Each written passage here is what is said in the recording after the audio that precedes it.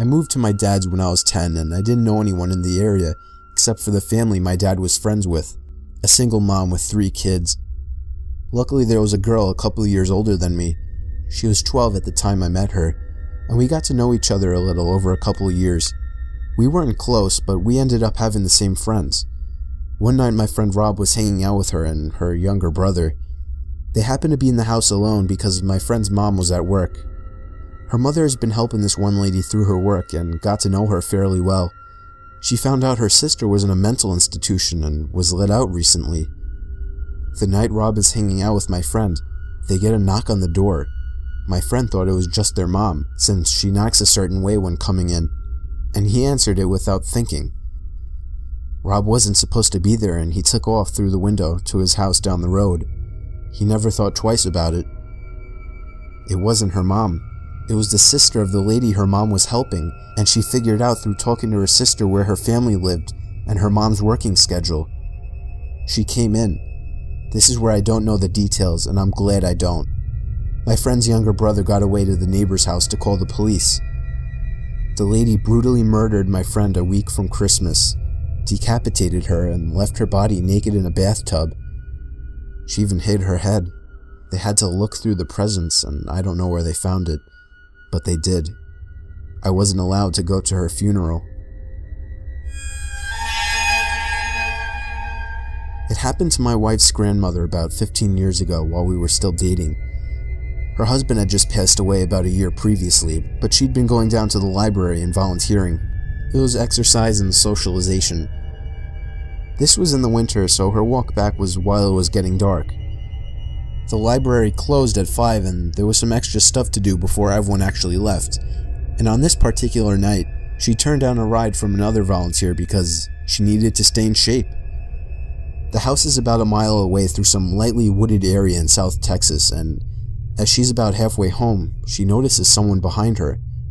He's walking the same direction and gaining on her, which in itself isn't all that particular.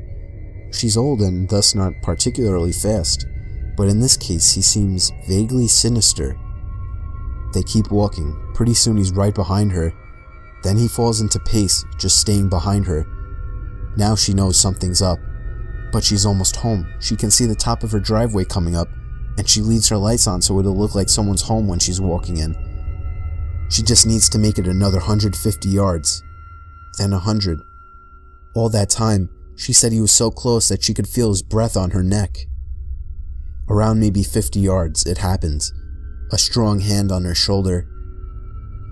"Okay, bitch, don't turn around and hand over your purse or I'll cut you."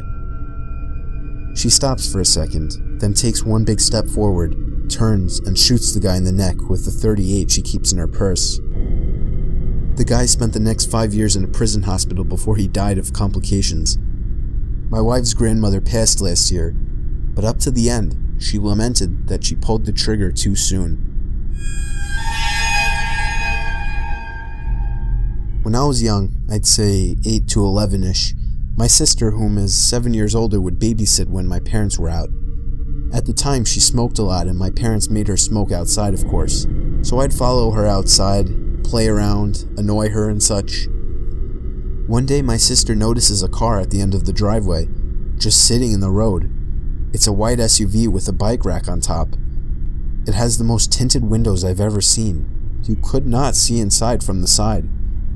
It sat there until she went inside, then would drive to the end of the road and sit at the church parking lot and wait.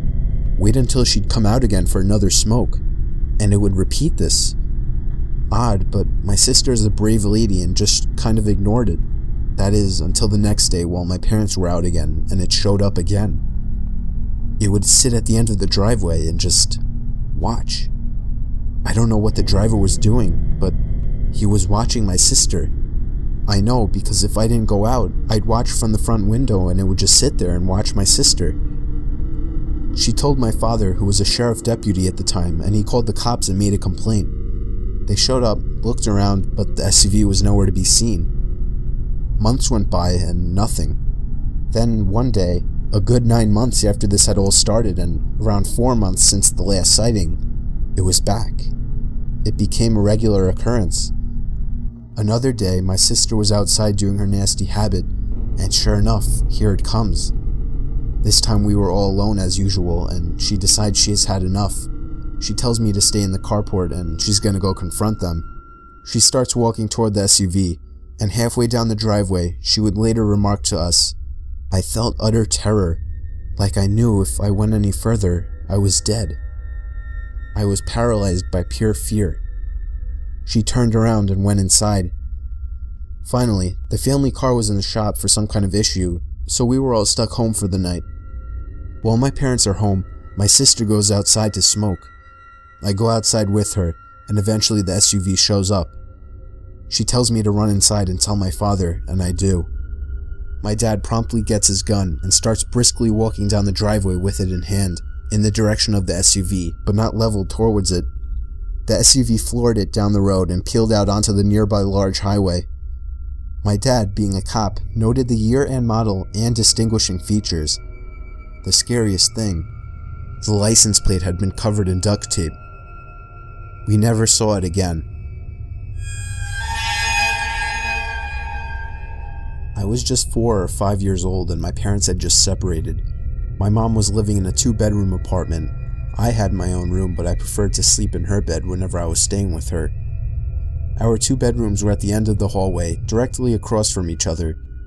Our apartment was on the 1st floor, and I remember that it was in the middle of the summer, and my mom had a window open in her room, which was directly behind the bed above the headboard.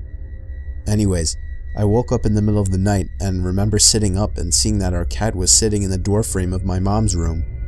I should note her door was open and you could partially see into my bedroom. This was strange because our cat was typically always in bed with us. As I was watching him, he walked into my bedroom and meowed. I turned to face my mom and woke her up. In the 3 or 4 seconds it took me to wake her up and ask me what was wrong, we both looked back up at the doorframe, and there was a man standing by my open door, making his way out of the bedroom. I still don't know how she managed to do it so quickly, but my mother proceeded to pick me up and literally throw me out of the screen window. She quickly followed and we were able to start screaming for help and someone called 911. The police came but didn't see any signs of forced entry, only that our front door was unlocked, which led them to believe that the man must have exited that way. The strange thing was that my mom swore up and down that she had locked the door that night with the deadbolt and chain lock. About a week later, she was cleaning the kitchen and opened up our water heater closet and found a notebook with names and drawings, as well as a pair of gloves and some gum wrappers. The police were called again, but all they could do was speculate that the man had been in our house and hid until we were asleep. One day while doing my laundry, one of the lights blew out in my basement. My basement is set up so that the laundry room is split up from the other side of the basement with a wall and a door. In order to get upstairs, you have to exit the laundry room and go through the other part of the basement. So the light blew in the other part, not the laundry room. As it was the only light on that side, it was pretty dark. I finished the laundry I had to do while dreading the walk through the dark basement. I exit the laundry room, get halfway through the basement, and I hear a loud cackle. Imagine a sound people make when they imitate a witch. Take that and imagine the witch had been smoking for 50 years, making her voice deeper and hoarser. That's what I heard, clear as day, right behind me. I didn't hesitate to bolt for the stairs. I waited until my father got home and then changed the bulb. I have yet to hear that cackle since, and I have not told a single person in the house about it.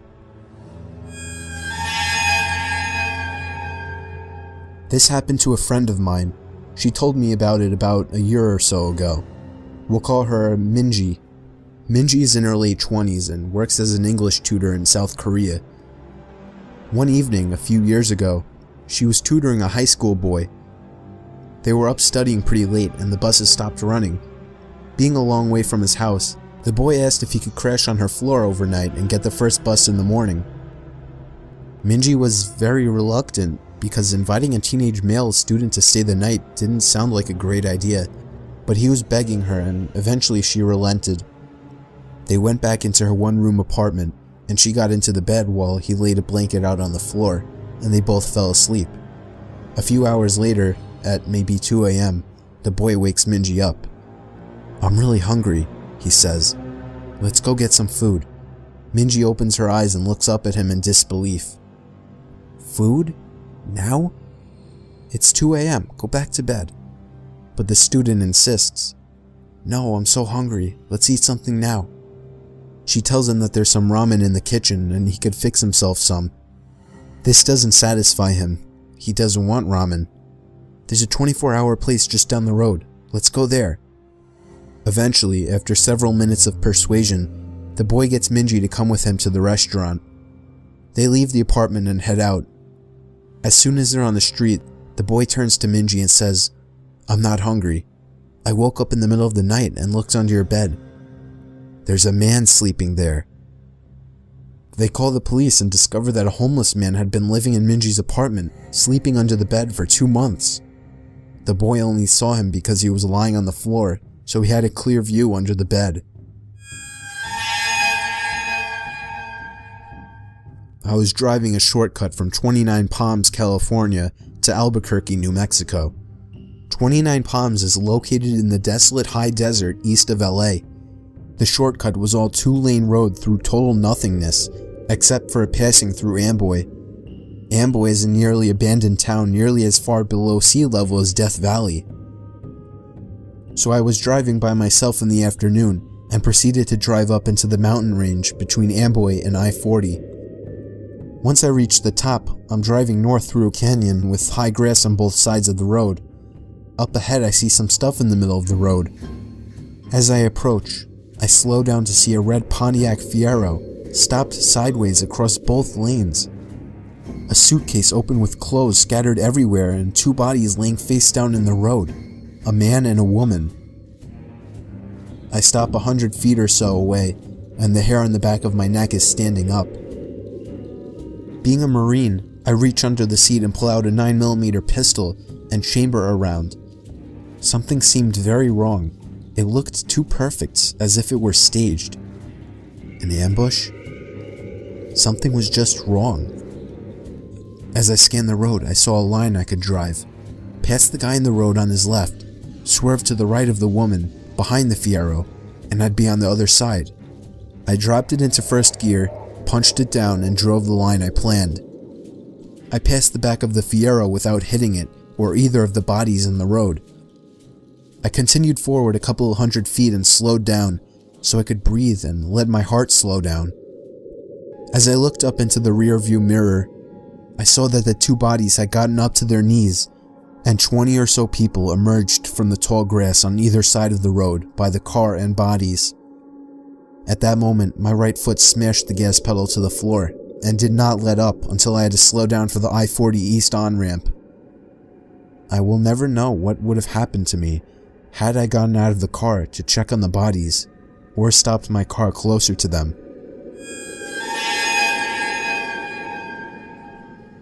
Some friends and I were doing some night fishing on the James River.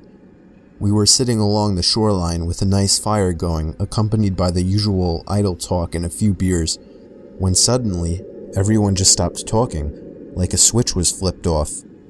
We were all staring across the river and felt as if something, or someone, was staring back. It was a very uneasy feeling, to which some of the group tried to shake off with typical macho humor, when a blood-curdling sound erupted from the other shore that froze everyone in their tracks.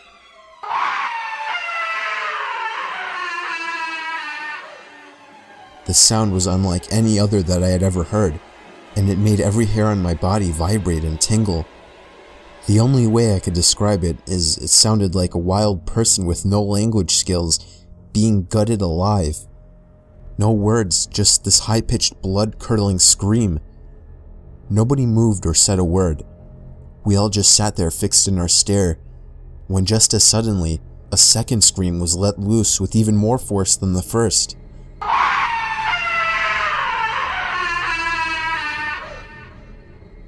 By this time, several of us were sprinting to our trucks that were parked a few yards away, retrieving various firearms.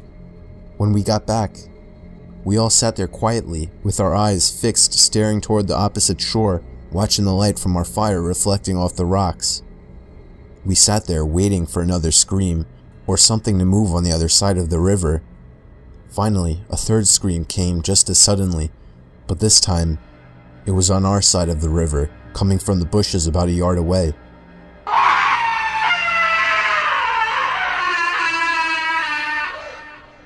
We all hightailed out of there, leaving most of our stuff behind. When we got to our trucks, we heard the scream one more time, just beyond the tree line. We all floored it the hell away from there and never found out what was making the sounds.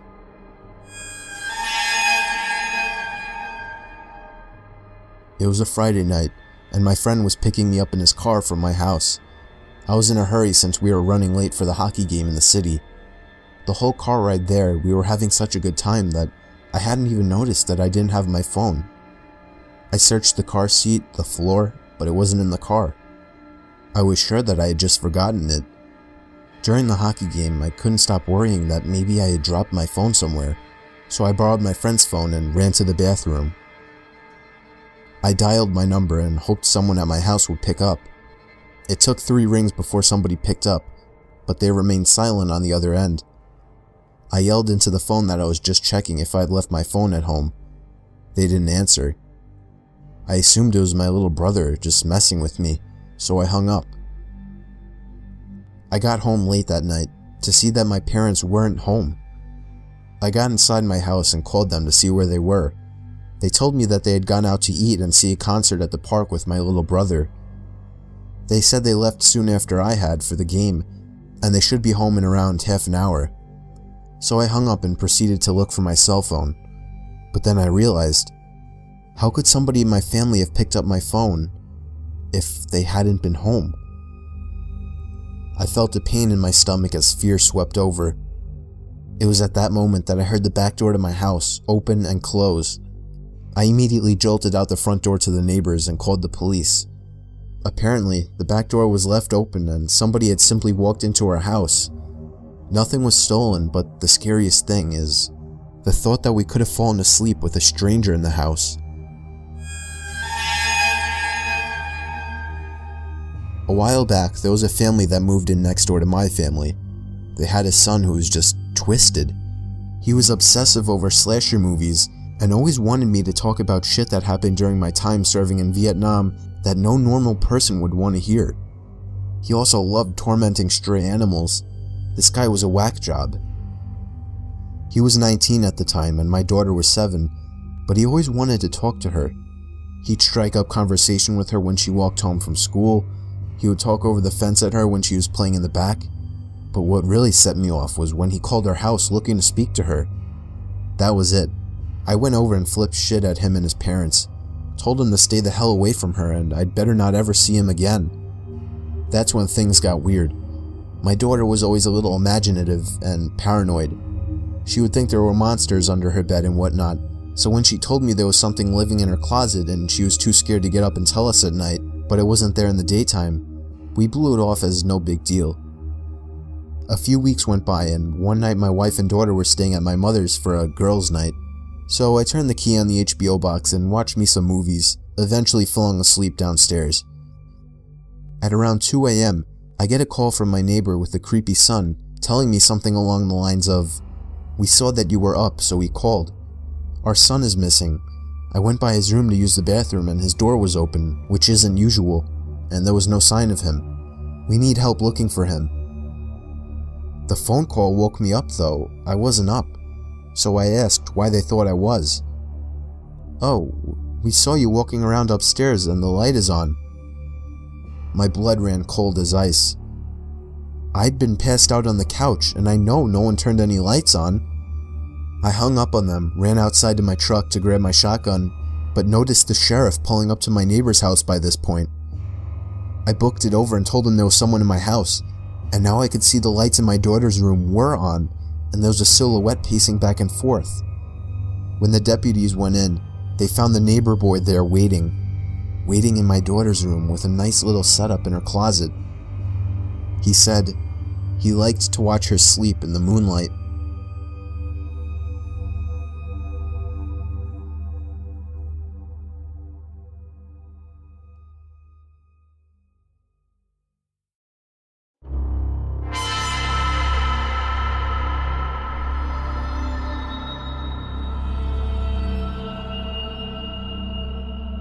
I remember this just vaguely, since I was little at the time, maybe 7.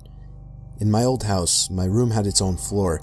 It wasn't even supposed to be a bedroom. It was more of an attachment to the attic, or a closet-type room. The people that owned the house before us used it as a playroom for their daughters. My room also had a huge closet door that was attached to the attic. The closet was elevated up so that you would have to climb a set of wooden stairs to get into it. It had a big sliding door, and it was completely packed with toys and other junk from my childhood. Since I was little at the time, I always got scared of being so separated from the rest of my family and having that huge closet in my room. Then there was this one night. I was laying in bed, afraid after watching a scary movie with my family. Then I heard the sound of a toy fall over up in the closet. I jumped out of my bed and ran to my parents' room. They told me there was no one in my closet. They saw how afraid I was, so they let me sleep in their room that night. The next night, I had kind of forgotten about it until I heard it again. The sound of a container of Legos spilling out everywhere up in the closet. Again, I ran to my parents' room and told them about it. My dad was starting to grow impatient with me. He reluctantly agreed to let me sleep in their room again. The next day, me and my mom checked the closet, and there it was. A pile of Legos lay on the floor, spilled out of the container. I thought this was proof that somebody was in my closet, but my mom assured me that it simply fell over. That night, my dad locked his door. He said he was tired of my nonsense. I couldn't sleep that night. I lay there completely silent with my young boy imagination running, waiting for another sound to come from the closet. It was probably about an hour before it happened. It broke the silence. The sound of the closet door rolling open with force. The moonlight shining through my window illuminated the figure standing by my closet door. I let out the most horrific, ear-piercing scream you've ever heard, as pure terror swept over my body, a feeling that I still remember today. The figure jumped down from the closet and ran out of my room and out the front door of my house. My mom ran up to my room in shock, as my dad ran downstairs trying to catch whoever it was, but he never did. The police never caught the man. When I was in 8th grade, I went on a school trip that was called the Louisiana Tour. It was mostly going around to significant sites in South Louisiana. One of the places we went to was Myrtle's Plantation, which is considered to be one of the most haunted places in the country. There are all kinds of stories about the place, but at one point we were standing in a room as a part of a larger group, and the tour guide was talking about something. I don't remember what. As I'm standing there, I start to hear what sounds like someone hitting a piano key. After I heard it a couple times, I started to look around for the source of the sound. I didn't see a piano, but I kept hearing it, so I asked my friends who were standing near me if they heard it. They said no. When I heard it again, I said there it is again, they must have heard it. They thought I was crazy. So I went back to looking around the room. Everyone's eyes were on the tour guide except for one woman. She caught my eye and pointed at me, and then at her ear with a questioning look. I realized she was asking if I heard it too, and I nodded. At this point, the tour guide starts telling a story about a soldier who had died there and that he played the piano, and multiple guests had reported hearing him playing in the night. I honestly didn't know what to think. I guess I still don't. I talked to the woman as we were all leaving the room, and she said she heard the exact same thing as me, but her husband and son had not heard it.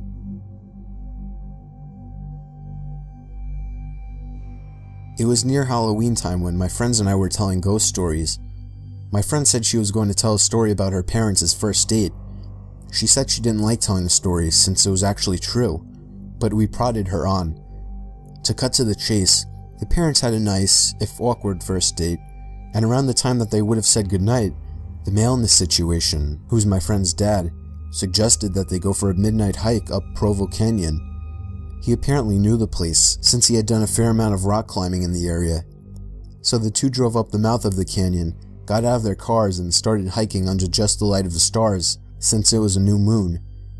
At some point, the man starts getting a bad feeling, since the pathway ahead, which would pass under some trees, would be dark, and because it was getting quite late. He ignores the feeling and presses on. A minute later, the feeling came back to the man.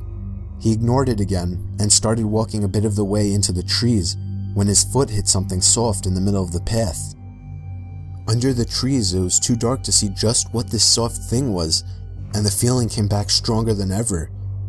Instead of finding out what his foot had bumped into, he and the woman both agreed to hightail it out of there.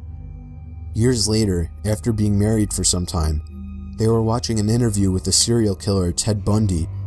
In response to a question asking him to describe the time that he felt the closest to being caught, he explained about the night that he lured a girl into Provo Canyon and had just killed her when he heard some people coming up the trail.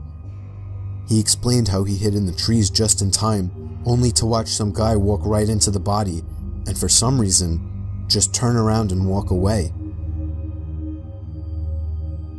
My school's library is open until 2 in the morning for the idiots like me that don't do their essays until the last minute. It's a pretty small building and most of the books are in the basement area called the stacks. Just to give you a quick layout, there's the big main stairs that go down to the stacks, a vending machine room, and the long hallway with the 4 entrances into the stacks. The stacks are 2 really big rooms on opposite sides of the hallway with a huge amount of bookshelves and study desks lining the walls. I was there around 11 p.m. last year. It was a pretty research-intensive essay, so I was down in the stacks working in one of the study desks, so I didn't have to keep going upstairs and downstairs again. I had been there for maybe 2 hours, and everyone except for a boy working a few desks down from me had already left. I was pretty zoned out by this point. It was an 8 a.m. class, so I didn't have much time until it was due, and I was sort of panicking. So it really pissed me off when I heard someone flipping through book pages really fast to make them do that loud whipping noise at the other end of the room. I sort of ignored it for a while, thinking they'd go away eventually, but they just kept doing it. After about 5 minutes, I got sick of it and started to walk over to tell them to knock it off. I get about 3 steps across the room and it just stops. I sat back down and it was quiet again, only for like 10 minutes before the flipping pages noise started again, only loads louder, like they'd grabbed a huge book that time. The boy started to get pissed off too, and he stood up and started walking around through the bookshelves trying to find them. It kept going, so I got up too and started looking around with him. It got really loud and it was pretty obvious where it was coming from by that point, so he started walking towards it. He was on one side of the shelves and I was on the other. We walked all the way down the shelves. No one there. We hadn't seen anyone come in the stacks and we were on the side of the room with the entrances. No way could anyone have come in without us seeing them. The noise stopped again and we both sort of just slowly walked back to our seats. I assumed it was just a fan or something in the other room, and I really needed to get my essay done. We sat down, and immediately the noises started again. It sounded like it was coming from right next to the guy's chair. He shoved his stuff in his bag, looked at me, said, "Fuck this," and took off. I was out of there maybe 5 seconds behind him. I still won't go back in the stacks at night, even when there's other people down there.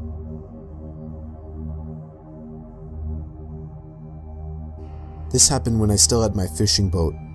It was a horrifying experience that will never leave us. Me and my wife departed from the East Coast for our 2-day fishing trip in the North Atlantic. The first day and night were normal. We got a decent catch. At night we played cards while listening to music. It was enjoyable up until the next night. After a slow day at sea, we were playing cards again inside, this night without the music. It was at that moment that we heard the sound of a boat motor. We rushed outside to see a man piloting a crappy old motorboat with absolutely no lights on. He had stopped directly in front of our bow. The man was middle-aged. He had a beard and a baseball cap on. I went up closer and asked him if he needed help. He asked us if we had any spare gasoline. I apologized and told him we didn't. I asked the man if he was low on fuel and if he needed a ride back to the shore, but he declined. He claimed he had plenty of gas, which brought an awkward silence as me and my wife wondered why he asked us for gas then. The silence started to creep me and my wife out, mostly because of the way he just blankly stared at me. The only reason I could see was because of the deck light in the front of our boat. Other than that, we were surrounded by darkness. The man finally broke the silence and asked us if we had a good catch that day. I told him we didn't, still trying to be polite. even though the situation was odd and creepy. I asked the man how he was getting around in the darkness, but all he gave me was a chuckle, as if I had made a joke. I figured he misheard me. He turned his little motorboat around, and the last thing he said to us was, "Nice meeting you folks." He sailed off into the total blackness surrounding us. Me and my wife were completely weirded out. My wife told me she was afraid he was going to rob us. Being a fisher, you run into and make conversation with other sailors and fishers all the time, but I knew something about that guy was off. The fact that he came up to us so late at night, so far from the shore, and alone in that little motorboat, and the way he acted, we were both really uncomfortable, so I decided to turn out our lights and sail a bit north just to make sure the guy couldn't find us again. Call me paranoid. Later that night, probably around 2 in the morning, I woke up to the disturbing and ear-piercing scream of my wife. I shot up from my laying position to see a man standing at the edge of our bed. I lunged out of the bed towards the man, but he was out of the cabin before I could even get out of the room. I heard the sound of the same motorboat starting before speeding away into the darkness again. We sailed all the way back to the shore that night and reported the man right away. Of course, nothing was ever heard of the topic again. We still have no idea what the man wanted or what he was planning on doing, but it still gives me nightmares to this day.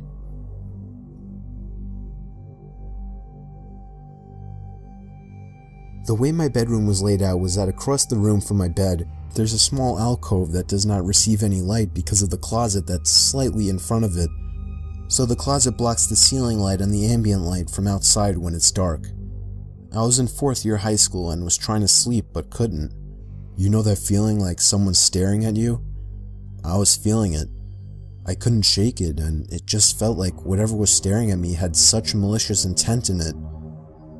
I opened my eyes and my gaze was drawn to that dark corner of the room where I saw a hazy, darker outline in it. I got goosebumps, but thought that it was nothing there. I'm just imagining things. I closed my eyes again, trying to force myself to get sleep, but I can't shake that evil feeling stare. Then, there was a creak sound, the sound from somebody putting pressure on the floor. I opened my eyes again, and that shadow thing was in the opposite corner now. All my inner senses went ballistic, and I threw my pillow and blanket over my head as I cried myself to sleep, all while hoping that the thing wouldn't come closer. I know I didn't imagine or dream it, and it still sends chills down my spine to this day.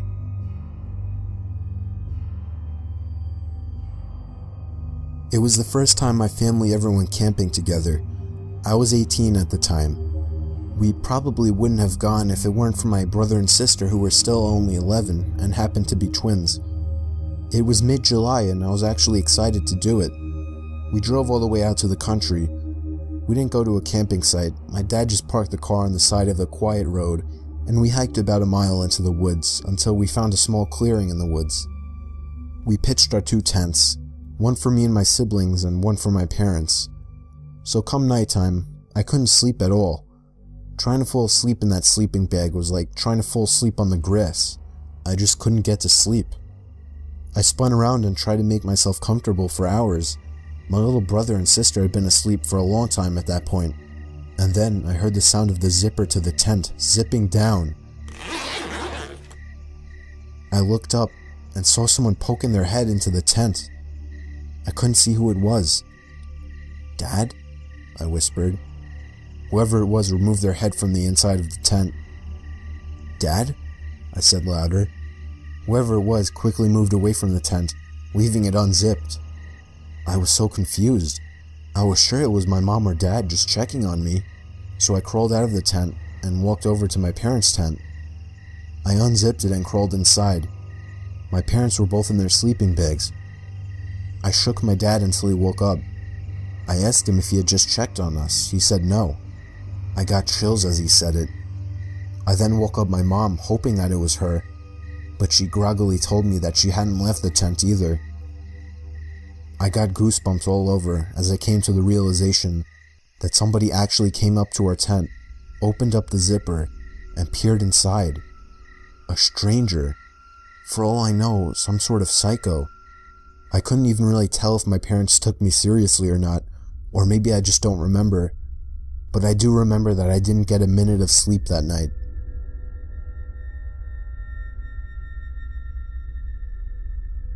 My parents were on their honeymoon to Key West. When they arrived at the hotel to check in, they were told that the room would be non-smoking. With my dad being a smoker, they requested a different room. They got the room switch and went to their room. As they got off the elevator, the smell of fresh paint was overwhelming. Down the hall there was a painter with all necessary supplies laid out around him as he was painting the wall. As my parents walked past him, they casually greeted him, and the painter had absolutely no acknowledgement of their presence. Whatever. When they got to their room, the smell of paint was even worse in there. So bad it wasn't even bearable, so they decided to go to the front desk to change rooms. When they explained the situation, the attendant looked very confused and informed them that there wasn't a scheduled paint job on that floor for that day, but agreed to change their room anyway. My parents go back to their floor to grab their luggage, and the painter is completely gone. All supplies cleaned up and gone within 10 minutes, and the smell of paint was completely gone. At this point, my parents were freaked out, but didn't think much of it and went to their new room. The next morning, on their way to breakfast, they overhear a tour guide talking to a group. My parents tuned in when the guide mentioned the floor that they were originally supposed to stay on. Apparently, a long time ago, there was a painter on that floor painting and fell down the elevator shaft to his death. Now, my parents don't normally believe in the paranormal, but after an event like this that they had no explanation for, it freaked them out a good bit.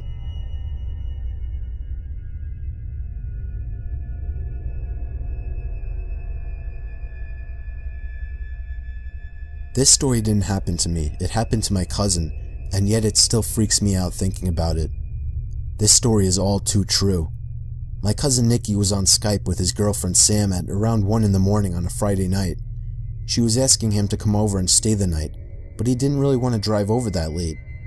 Sometime into the conversation, Nikki noticed the closet door behind Sam open a crack. Nikki pointed it out, and Sammy turned and looked at the closet. They both ended up ignoring it. It was probably another half hour into the conversation that the closet door creaked open even more. Nikki spotted it again and told Sam that her little brother must be hiding in the closet. She denied it and told him the window was open or something, so there must have been a draft. It was about half an hour later that the closet door completely opened and somebody stepped out of the closet and walked out of Sam's bedroom. Sam didn't seem to notice, but Nikki got startled from what he just saw. He told her that her little brother was hiding in her closet, but what she said next scared Nikki shitless. She told him that she was home alone that night. Nikki started yelling at the screen for her to lock her door and call the police, and that he would be over there as fast as he could. Sam just started to understand the situation as she turned and saw the closet door completely open. She ran over to her doorway and let out a blood-curdling scream before slamming the door shut and locking it.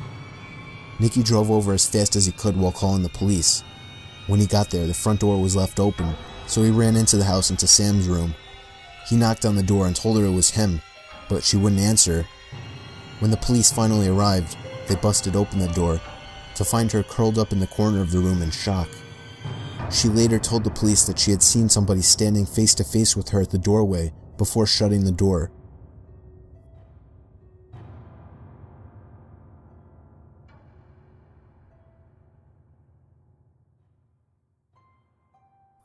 It was a dark and stormy night, the kind of stormy that I loved, thunder and lightning roaring, so I was staying up late watching movies. I lived with my dad, but he wasn't home that night, he was working nights. Anyway, after I finished watching the movie Forrest Gump for the 100th time, I decided 2 AM was a good time to get some shut-eye. I loved going to sleep during thunderstorms. It was just enjoyable to listen to, but suddenly, I heard the sound of something hitting my window. It wasn't the sound of rain hitting the window, but in such a big storm I didn't think much of it and put my head back down. But a few seconds later, the same noise. Something hits the window again. This time I made the sound out to be a rock hitting the window. My heart started racing. It couldn't be my dad. He would call if something was wrong. Another rock hits the window. I found myself glued to my bed. I didn't want to look out the window, but whoever was outside surely knew I was up there. I had just turned the TV off. They could have seen the bright glare through the window. I just decided if I ignored it, they would go away. Another rock hit the window, and then another. It was getting faster. The rain started to lighten up, and that's when I heard the sound of a truck engine running down in the street. A much louder thump to the window was where I drew the line. I got out of my bed planning to call the cops. I ran down the stairs towards the phone, but as I passed the front door, I saw something. Something through the glass window at the top of the door. It was the face of a person looking through to me. It seemed like they had a smile on their face. I sprinted to the kitchen and called the police. They said there was an officer nearby, and they should be there shortly. Whoever was at the door started fiddling with the doorknob and eventually ramming into it, trying to bust it open. I grabbed a knife for protection and yelled that the police were coming, before running back upstairs to my room. After about a minute, the ramming to the door stopped and there were no more rocks hitting my window. I still didn't dare to look out the window, but I remember hearing the sound of the truck drive off. A few minutes later, I heard the sound of a police siren outside, and moments later, the doorbell rang. I explained everything to the officer. I described the face as best as I could. Unfortunately, I couldn't provide him any information about the vehicle. If only I had looked out the window. I still regret not taking a quick look. There was never enough info for the police to catch these people. Not sure if they had intention of robbing my house, or much worse.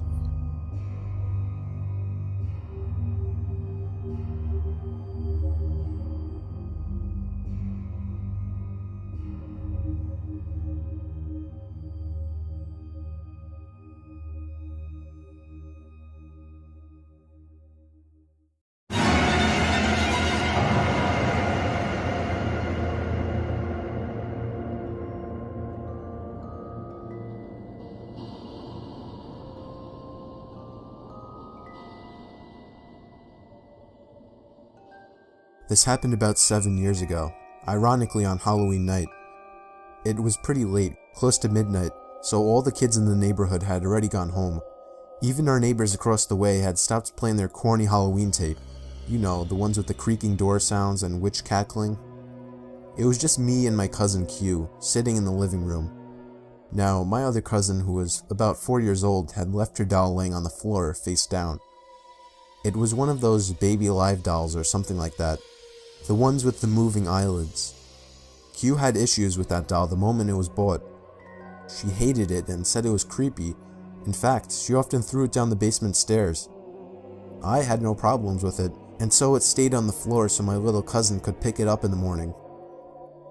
It was very quiet for about half an hour, until I heard a loud, rasping, shuffling noise that seemed to be coming from outside. It sounded like an older man right outside our window. I turned to Q, who looked back at me. "Did you hear that?" "It's probably the neighbor's tape again," she said. She went back to typing on her computer. It was silent for another minute before we heard the rasping noise again, louder this time. It sounded like the man was trying to say something. I got up from the couch and peeked out the window. Absolutely no one out there, not even in the street. Our neighbor's house was dark. It was as still as any night in our quiet neighborhood. "There's no one out there," I said, looking back to Q. She didn't say anything. I was kind of getting freaked out. Another minute passed, and this time there was whispering, but loud whispering. I remember it sounded like a kid and a woman. Q finally looked up from her computer. "It's that doll," she said. Of course she thought it was. She was very superstitious. I gave her a skeptic look. Let me say this, I don't believe in the paranormal. I leant down and picked up the doll. It was fine. Her eyes were closed. I forgot to say that it had a voice box thing in it, but it didn't have any batteries. I put it back down. "No, it's not. Just leave it alone," I told her. It was silent again. I went back to my seat on the couch. The rasping started again, and I heard the man say something garbled, followed by wheezing. I jumped up from the couch. I was going to see if it was coming from the backyard. Just as I started walking, I noticed that the doll had moved a little. I picked it up again and turned it over. Its eyes were open and it was heavier than before. I dropped it and Q threw it down the basement again. I still have no idea what to think. Q denies it ever happened, and my little cousin never asked about her doll after that. I saw the doll only one time after that, on the top basement step laying on its side. This time, I pushed it down the steps.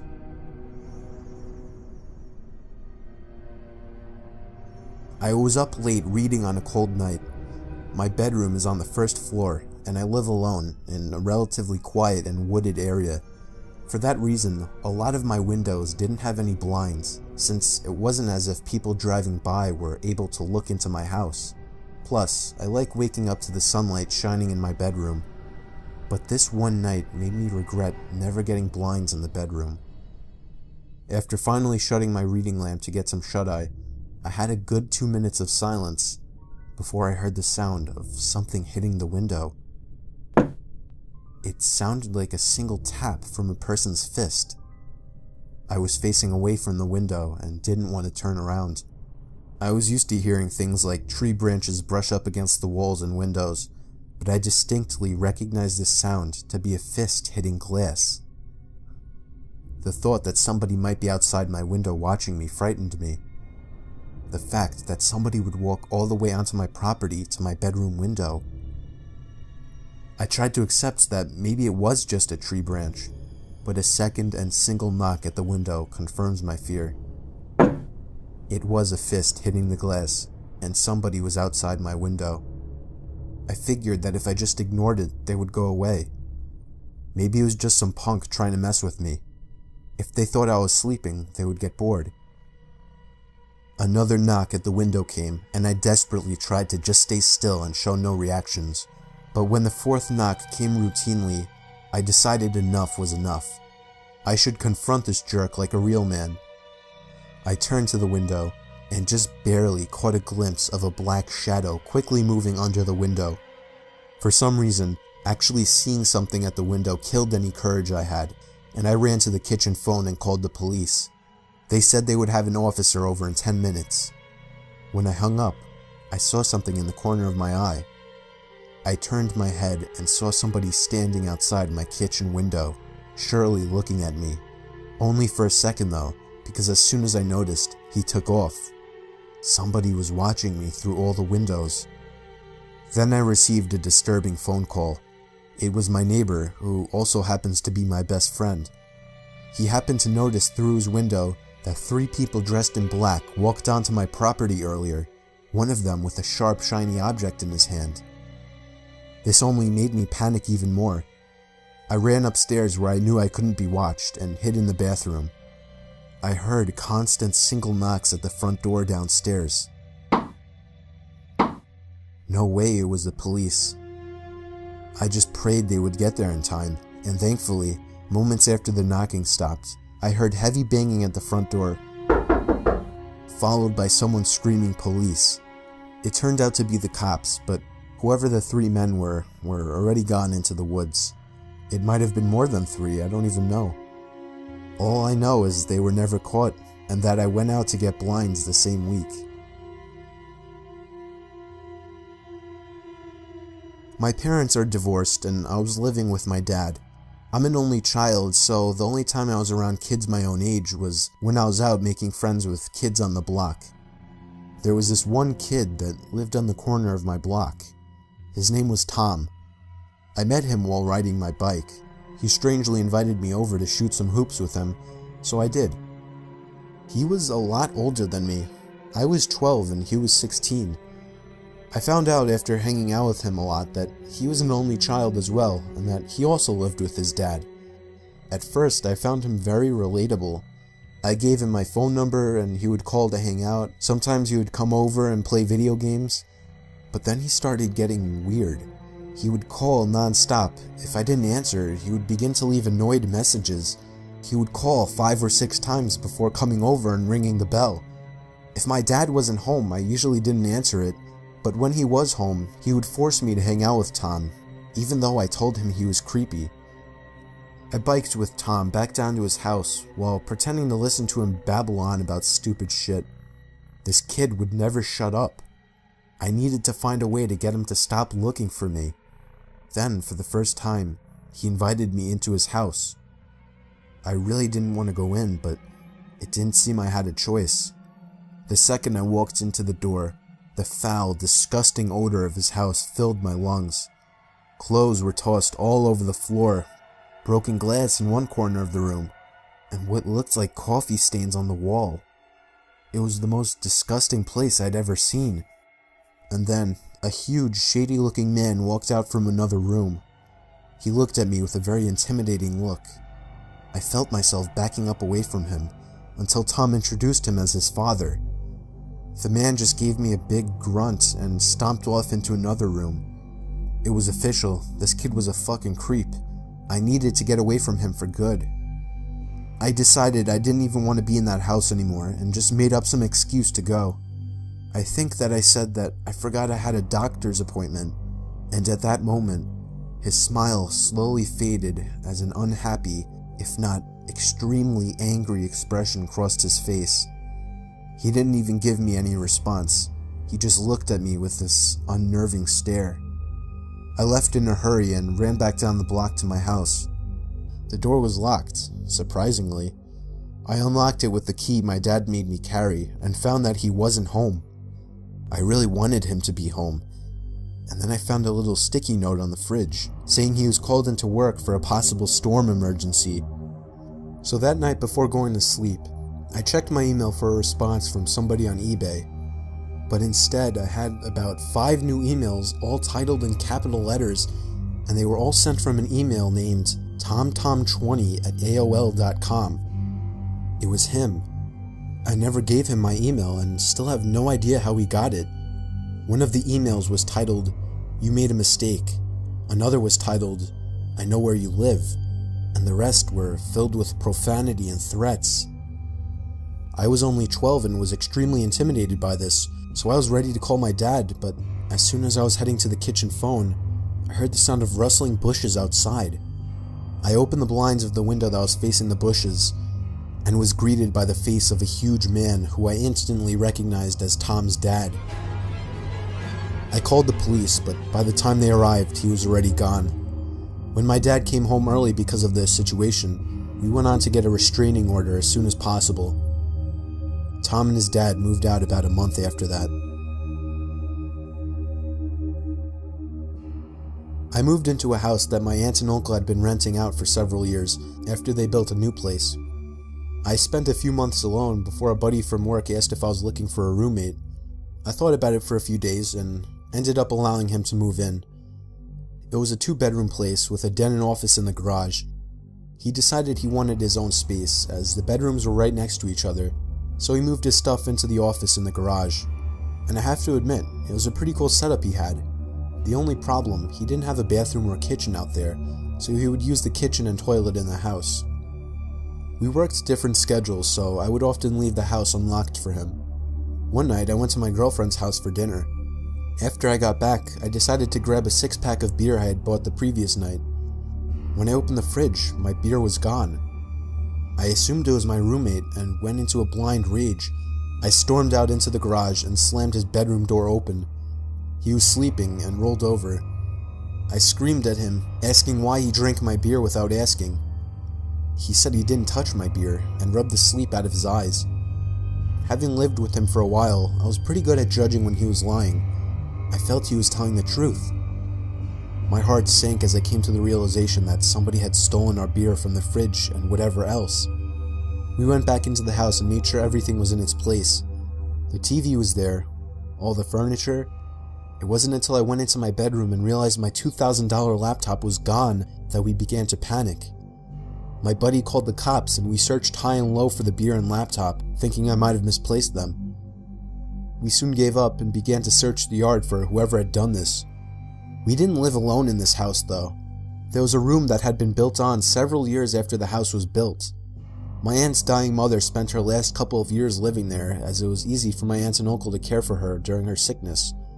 When she died, They began to rent the room out to a strange woman, before eventually moving out themselves and renting the rest of the house out. The woman remained there until we moved in, and my aunt and uncle had their concerns with her. They believed she was a drug addict, which became evident to us during our stay there. She behaved erratically, and we would hear strange noises from her end of the house all hours of the night. Her brother moved in several months after we did, which was strange because her place was a one-bedroom suite. We figured he just slept on the couch or something. He was even weirder than her, though. He wouldn't acknowledge me when I pulled up into the driveway while he was sitting having a smoke. Trying to make conversation with the guy was pointless. He basically just stared through your soul. One night he even asked my roommate if he could score him drugs. That night during our search for the burglar, we went out to the garage door, only to find bare footprints in the snow. The footprints led from their suite door to our garage door. We put two and two together and began banging on their door. We said we knew it was him, and he better answer the door. Someone inside lifted the curtain and made eye contact with me, which to this day still gives me chills. The cops showed up and took down all our information. They scoured the house and found nothing, and no one. We showed them the footprints and explained that the people living in the suite were drug addicts. We gave the officers their names. They ran their names in their cruiser and came back to inform us that the man had a warrant in another province and was convicted of breaking and entering several years back. The cops knocked on their door for several minutes and identified themselves as police officers, to no avail. They informed us that because the warrant was from out of province, and technically the man hadn't committed a crime, there was nothing they could do about it. The cops left and it was 1 AM, so my roommate and I went to bed.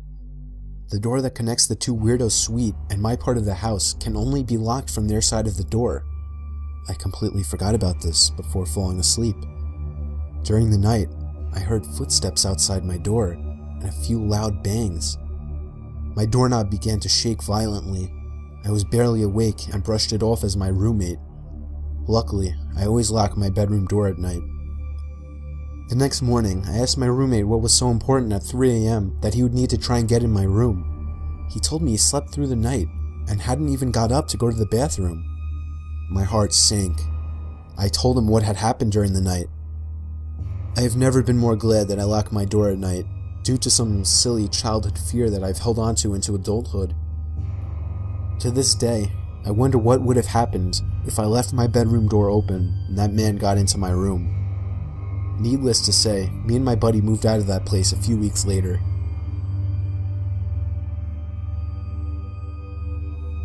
It happened on my friend's 21st birthday. We were throwing him a big party filled with alcohol. There were a lot of people I didn't know there. It was just chaotic in the house. There were probably 100 people. But even in all the chaos, I noticed one shady character that stood out. There was an older man sitting in the corner of the room, just kind of watching everybody drinking and dancing.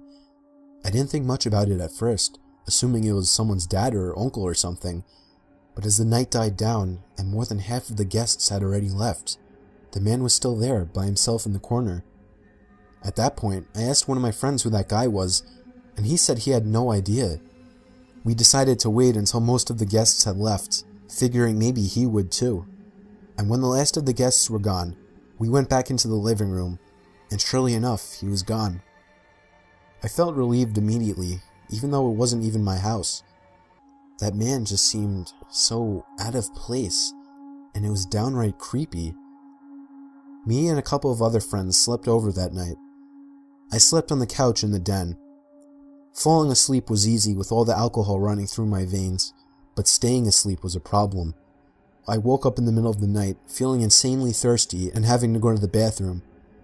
I first went to the bathroom since it was closer, and then went up to the kitchen and got a glass of water. When I went back down to the den and laid back down on the couch, I noticed that the sliding door to the coat closet across from the couch had been slightly slid open. It was too dark to see anything else though, like anything inside of it. I felt a chill run down my spine as I remembered the creepy man sitting in the corner. The idea of that man hiding in the closet immediately popped into mind. I continued to lay still, under the assumption that he was watching me through the open door of the closet. I began to plan my escape. I could jump over the other couch and land right next to the stairway upstairs to the living room, but I just had to gather up the courage to do it. Then I saw the closet door slide open a little more, and that's when I got the courage to run for it. I jumped over the couch and ran up the stairs. I could hear the closet door fully slide open and somebody running after me. I screamed at my friends who were on the couches to wake up. All three of my friends that were in the living room woke up and looked at me as if I were crazy. I knew that we now outnumbered him 4-1, so I looked at the stairs and waited, but he never came up. My friends demanded an explanation, so I told them that the creepy man from earlier was hiding in the coat closet, and he almost chased me up the stairs. Just then, we heard the back door from down in the den open up, and we all looked at each other. We called the cops, but the man was never found. He simply left through the back door. When I was going to college in North Carolina, I started working at a local TJ Maxx store for some extra cash. Since I was in class during the day, I usually worked the later shifts. One night I was walking to my car. I think it was about 11 or 11:30. As a safety protocol, all of the employees left together and the security guard would watch from the sidewalk to make sure we all got to our cars all right. I was approaching my car when I heard a car pull up behind me. I turned around and there was a woman with her teenage daughter in the passenger seat. She rolled the window down and started giving me a story about how they just came into town to visit family and that they're out of gas and have no money, and then asked if they could borrow a few dollars. I told them the truth, which was that I had no cash on me. I never carry cash. So she just looked at me and asked very hurriedly if I would get into the car with them, go to the gas station, and buy them about $10 worth of gas. I mean, obviously I said no, and she asked a few more times. It wasn't until I had said no that I noticed the daughter in the passenger seat had been staring at me the whole time, and she was licking her lips and wringing her fingers. At that point, I bolted back to the store where the security guard was, because they had pulled up behind my car, so I would have been stuck there. I told him what had happened. He started walking to their car, and they sped away.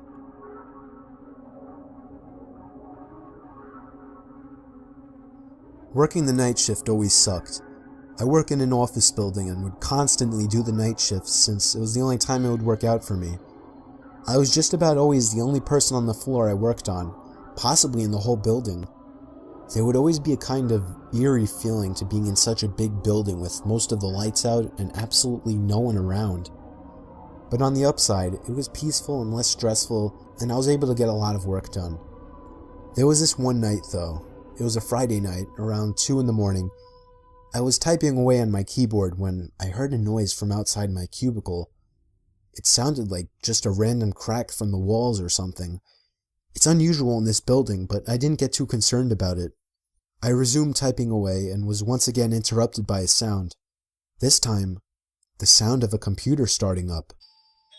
It caught me off guard. I was sure nobody else was working the night shift. I stood up on my chair to get a view over the cubicle walls. The glare of a computer screen in the dark was visible in a cubicle on the opposite side of the room. Then I did something stupid, something I regret. I asked if there was anybody there in a yell, hoping to get an answer from a fellow employee. But instead, I saw the glaring light of the computer monitor across the room turn off, and there was once again nothing but darkness on that side of the room. I started getting nervous. I turned off the lamp and computer screen so that I wouldn't give away my position to whoever that was. I crouched down and tiptoed out across to a nearby cubicle. There was just utter silence. I sat waiting for something to happen for God knows how long, but I eventually decided the coast was clear. I tiptoed down past all the cubicles until I reached the opening near the exit door to the stairs and elevators, and that's when I realized that my fearful suspicion was true. There was a man crouched down behind a plant in the corner of the room, dressed in all black. I felt my heart sink as I noticed him, but it didn't seem like he knew that I noticed him. I turned back to the stairway door. There was no way I was going to wait for the elevator and take a chance. I casually opened the door and closed it behind me, proceeding to walk down the stairs. After making it down about 2 flights of stairs, I heard the door above me push open aggressively, followed by manic echoing footsteps coming fast down the stairs. I raced down the stairs, running as fast as I could, all while the footsteps above me were getting louder. I finally made it to the first floor, raced through the lobby, and out the front door.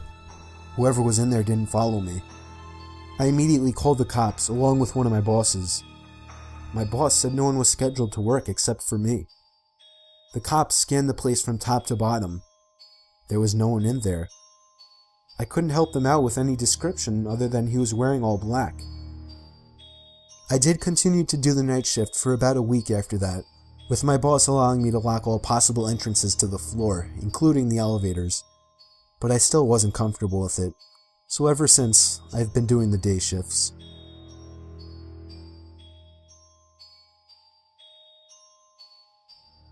It was 4 a.m. on a Saturday night. I woke up to my stomach rumbling, and nothing is worse than trying to sleep on an empty stomach. So I got out of bed and made my way to the kitchen to make a sandwich. But immediately I noticed that the cabinet was open. I'm always super obsessive over closing everything I open, so I couldn't believe that I had done that. I found it more odd than most people would. That's just how I am. Most people would shut the cabinet and forget about it, but I went as far as investigating around the house for any unwanted guests. There was nobody in any of the closets I checked, but when I went down to the den, the back door was wide open. I was certain now that someone had been in my house. I somehow had the balls to step outside and turn on the patio light, and there was somebody sitting in one of the patio chairs. He looked at me with a blank expression and got up slowly. He looked filthy, almost homeless. His hair was down to his shoulders. He started walking closer to me. I couldn't tell what his intentions were, and I kinda just stood there, almost taking him as harmless. But he suddenly lunged at me, and I barely had time to shut the door and lock it. We stared each other down for 10 seconds through the glass, until I finally realized I should be taking that time to call the cops. I ran to the kitchen to get the phone, and as I was dialing, I noticed when I got back that he was already gone. I still called the cops, but nothing was ever found of the man.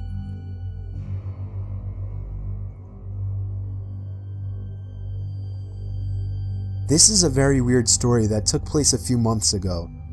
I still live in the same house this happened in. I have an electrical outlet under my bed that I use to charge my phone with.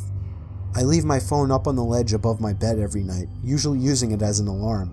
However, something strange started happening on a Monday night in February. I woke up to my alarm clock blasting. Only it was still dark out. I looked at my actual alarm clock sitting on my desk. It was 4 in the morning. I wasn't sure if I'd accidentally set a new alarm. The alarm was titled Down. I unset it and went back to sleep, not overthinking it. The next night, I woke up again to the sound of my phone's alarm clock blasting. I saw that the time was 3 in the morning, and the alarm clock title was set to Beneath. No way had I set that alarm. I would remember something like that. I figured my brother was playing a joke on me somehow. The next morning, I told my dad to tell him to stop messing with my alarm clock, that it's interrupting my actual sleep on school nights. But he swore on his life that he had never touched it, and I kinda believed him. That night, I put a password on my phone and wrote it on a sticky note just for safekeeping. I hid the sticky note on the wall behind my bed and made sure no extra alarms were set.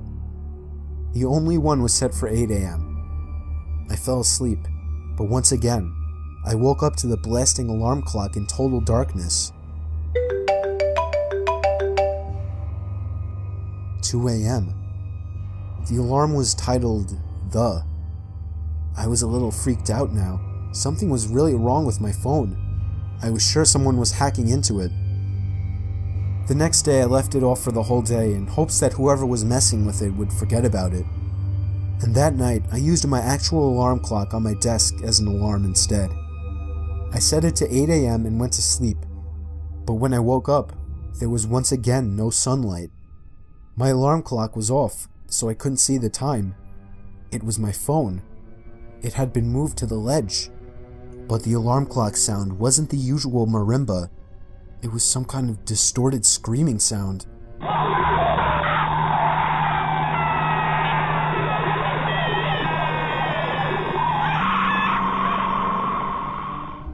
I turned off the alarm, which was titled Bed. It was 1 in the morning. I was laying there clueless, not knowing what to think. My phone was at 10%, so I reached down under my bed to try and find the charger that's normally plugged into the wall. It was missing. And then, at the worst possible time, I realized exactly what it all meant. The 4 alarm titles formed a sentence: down beneath the bed. I tried to pull my arm away, but it was too late. I felt a hand grab my arm and squeeze tight. I screamed as loud as I could, loud enough for all the neighbors to hear. I heard my parents' bedroom door open and footsteps running over to my room. My door opened and my dad barged in with a baseball bat. He saw that I was being pulled down to the edge of my bed.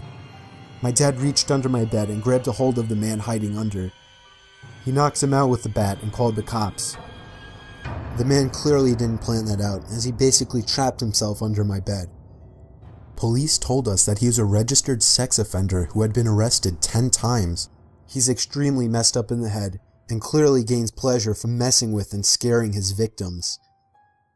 It scares me the most that he was in our house and under my bed for 4 days.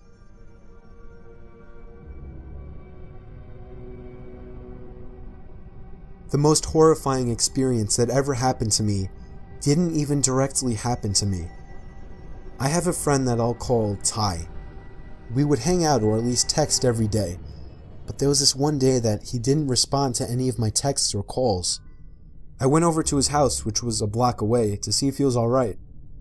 I knocked and rang, but he didn't answer, which was weird because his car was there. I got the feeling he wanted to be left alone. But late that night, I got a FaceTime request from an unknown number. I cautiously answered it with the camera aimed away from my face. A face popped up on the screen, and it was Ty. I felt so relieved and showed my face. When I got a little better look at his face, I noticed he looked different. Like, a lot more tired and, I don't know, paranoid, I guess. And he was also in an unfamiliar room. I asked him where he was and why he wasn't answering, to which he responded that he was fine and he was at home. I asked him whose phone he was using, and he just took a long pause before answering. He just blankly stared at the camera until finally answering that he was using his uncle's phone. That was really weird, but before I could question him further, he all of a sudden demands that I lend him $10,000 and that he'll pay me back. I can't help but laugh at this until I see that he's serious. More than just serious. His facial expression filled with what looked like worry. I asked him why the hell he needed so much money, and there was once again a huge pause, with him just staring into the camera. He finally says he has to go, and with that, the call ended. It was probably one of the weirdest and most unnerving experiences of my life. I had never seen him act so weird. Something was clearly wrong with him. But it was late, and I figured I would just go over to his house tomorrow and talk with him. The next day, first thing in the morning, I went straight over to his house and rang the doorbell about 10 times. He didn't answer. I eventually gave it up as a lost cause. If he wanted to act sketchy, that was his problem. But late that night, around the same time, I received another FaceTime call from another unknown number. I answered it, and it was again Ty.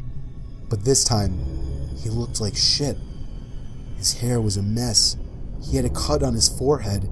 He had bags under his eyes. I didn't understand what the hell was wrong with him.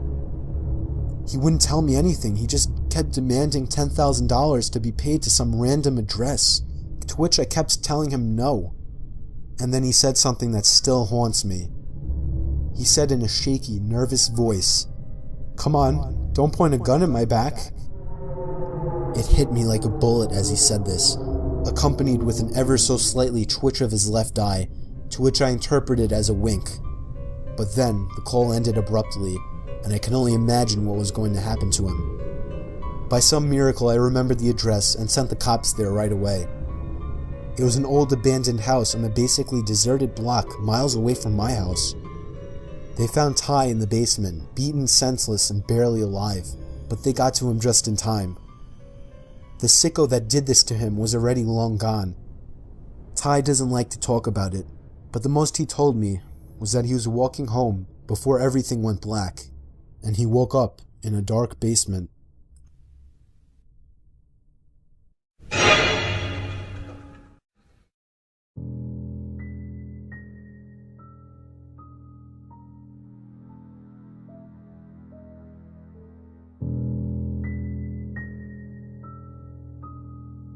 I lived on a farm ranch with my grandparents. My parents kicked me out, and I couldn't afford to rent an apartment, so they let me stay with them for a fraction of the cost. I slept in a bedroom on the first floor. The smell of old people was much more pungent in this room. It was littered with my grandma's religious relics. I had to deal with a giant painting of Jesus staring at me while I slept. Weird things didn't start actually happening until my second week of living there. I got home from my job working at a small corner store in town, and by then it was dark out. While unlocking the front door, I could hear footsteps out in the crops. I had to assume there was somebody trying to steal my grandpa's produce. I tiptoed closer to get a better look, making sure to stay away from any fallen leaves or anything that could make some noise. There was indeed somebody in the crops, but they were crawling on all fours, as if sneaking around. I could have confronted them, but that might have ended in trouble, so I went back inside to wake my grandpa. He went outside screaming like a madman with his rifle in hand. It was something along the lines of, "If I ever catch you here on my farm, I won't hesitate to blow your brains out." That seemed like more than enough to scare anyone off the property, but the next night, while asleep, things got stranger. I woke up and heard laughing outside my window. There was somebody standing there looking into the bedroom.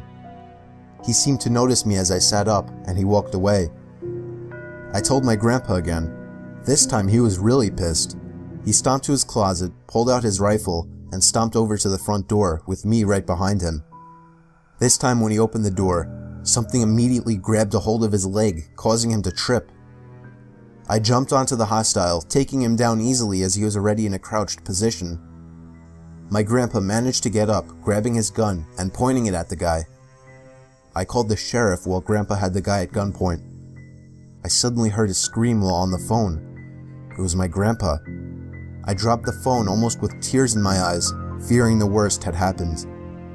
I got to the stoop, and Grandpa was on the ground with his hand on his nose. He was bleeding.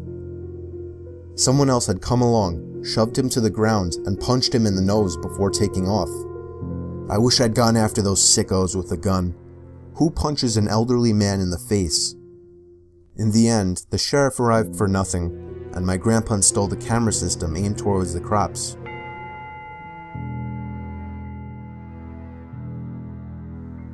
Last month I got home late one night after hanging out with my sister, brother-in-law, and a few of their friends.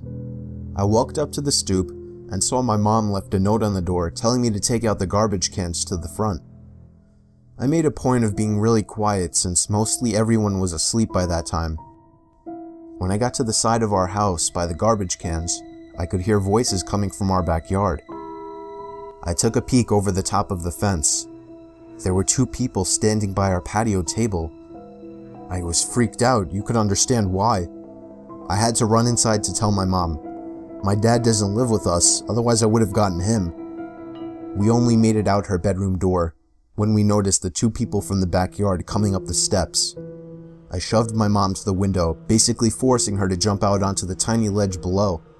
I somehow got her to do so, and while hopping out myself, the two intruders entered the room. I only caught the briefest glimpse at them before hopping down to the ledge myself and then down to the grass. Me and my mom booked it to the neighbor's house. 2 weeks later, when we had just started to move past the incident, the sound of the phone ringing at 3 a.m. woke me. It kept ringing non-stop. It didn't go to voicemail. My mom got up after like the 10th ring. We looked at each other and let it be. The phone rang for another good 10 minutes straight until my mom finally yanked the phone cord out of the modem. We slept with it off that night. I was sure it had something to do with the break-in. Two weird things like that don't happen so close together without them being linked somehow. The next day, my mom got a text message on her phone. It said, "Why didn't you pick up? This was only a week ago, and we're still shitting ourselves, worrying when the next incident might happen."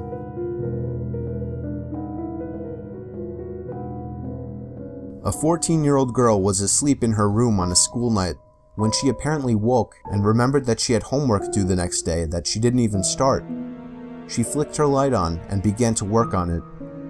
The clock read exactly 1:15 a.m. Over the sound of pencil lead pushing onto the paper, there were faint noises coming from inside the walls. She stopped writing, and the sounds became more clear. It was as if something was being pushed from inside the walls. There was a storage space right next to her bed, with a big square door that comes off the wall to enter. The girl started screaming for her mom, and the noises suddenly became exaggerated, as if something were running in there. The door to the wall popped off, and a figure emerged. The girl's mother and father could hear the screams even through 3 closed doors. When the girl's father came to the room, he found a tall and overweight white man covering the girl's mouth with his hand. The fight was over in a matter of seconds, with a few good punches to the man's gut. 2 pairs of the girl's underwear were found in the man's pocket before he was arrested.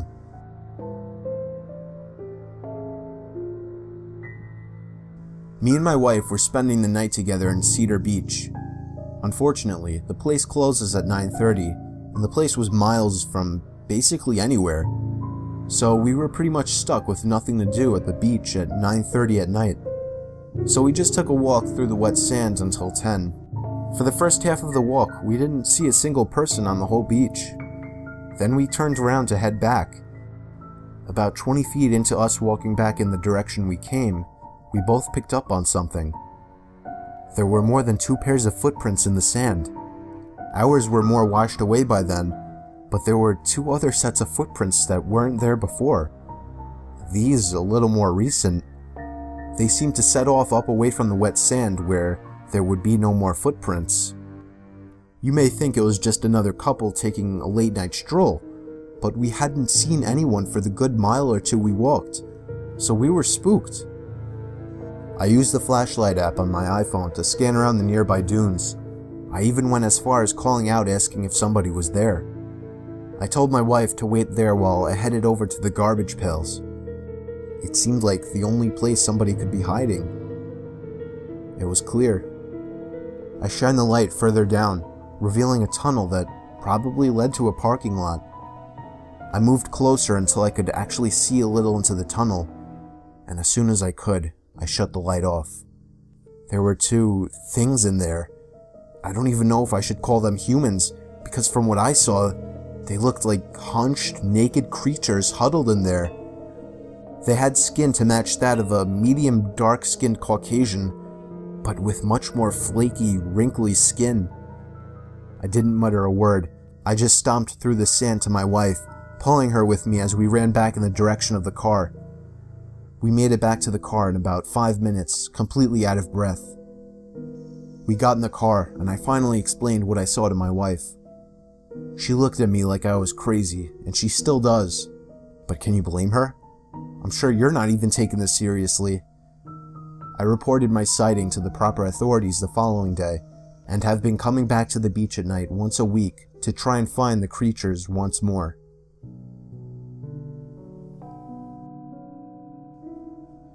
I work as a night janitor at the local high school. I would 95% of the time be the only one working the night shift because there wasn't really a need for more than one. I always start with the downstairs classrooms and work my way up to the upstairs classrooms.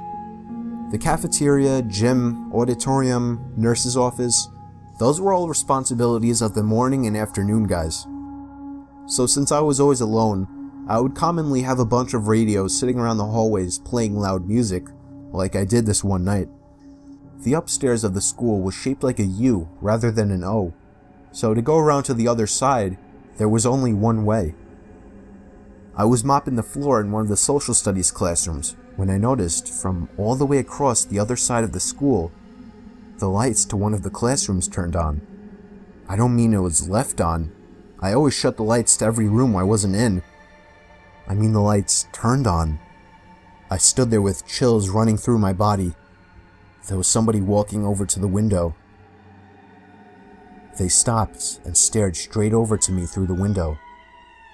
It was the most disturbing thing I had ever witnessed. I didn't know what to do. Confront them? Run away? Call the police? I got closer to the window.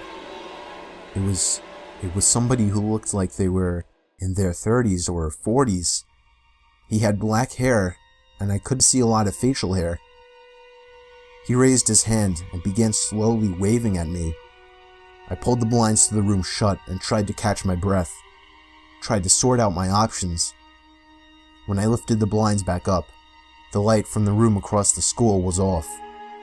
My heart went back into panic mode. He was surely on his way over to this classroom. Right then, the option to run seemed best, and so I did. I ran down the stairs and out the back door of the school, not giving a second damn about anything but me and my life.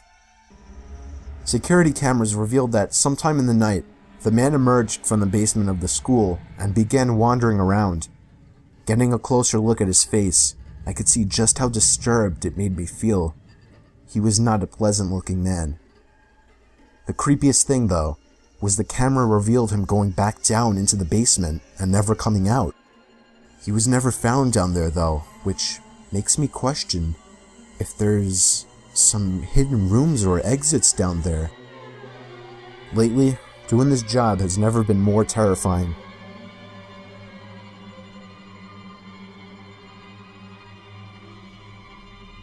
I used to work as a house cleaner when I was a 17-year-old guy trying to save up for college. The person I worked for the longest was a man named Jeffrey. I only spoke with him once when I met him, and a few times in between when he came home early from his job. That was it. I couldn't tell you if he seemed normal or not. He had a very serious rule, though, not to go into his basement. He even left a big sign on the door. The curiosity ate away at me, but I did my best not to sneak any peeks. So one day, while I was dusting the furniture in his room, I just got a little snoopy and started going through his drawers. Don't ask me why. In his bigger drawers, there was just a bunch of clothing. I started going through the smaller drawers and found things like cameras, batteries, photo albums, and various knickknacks. Same thing in the middle drawer, but in the bottom one, I found a small wooden box sitting perfectly in the corner. It needed a key to open it, but I had actually taken notice to a small key that had been hanging on his keyring in the kitchen. It looked like it could fit in this lock. When I tried it, surely enough, the key twisted in the socket and opened the lock. What I found was disturbing. There was a pile of black and white photos.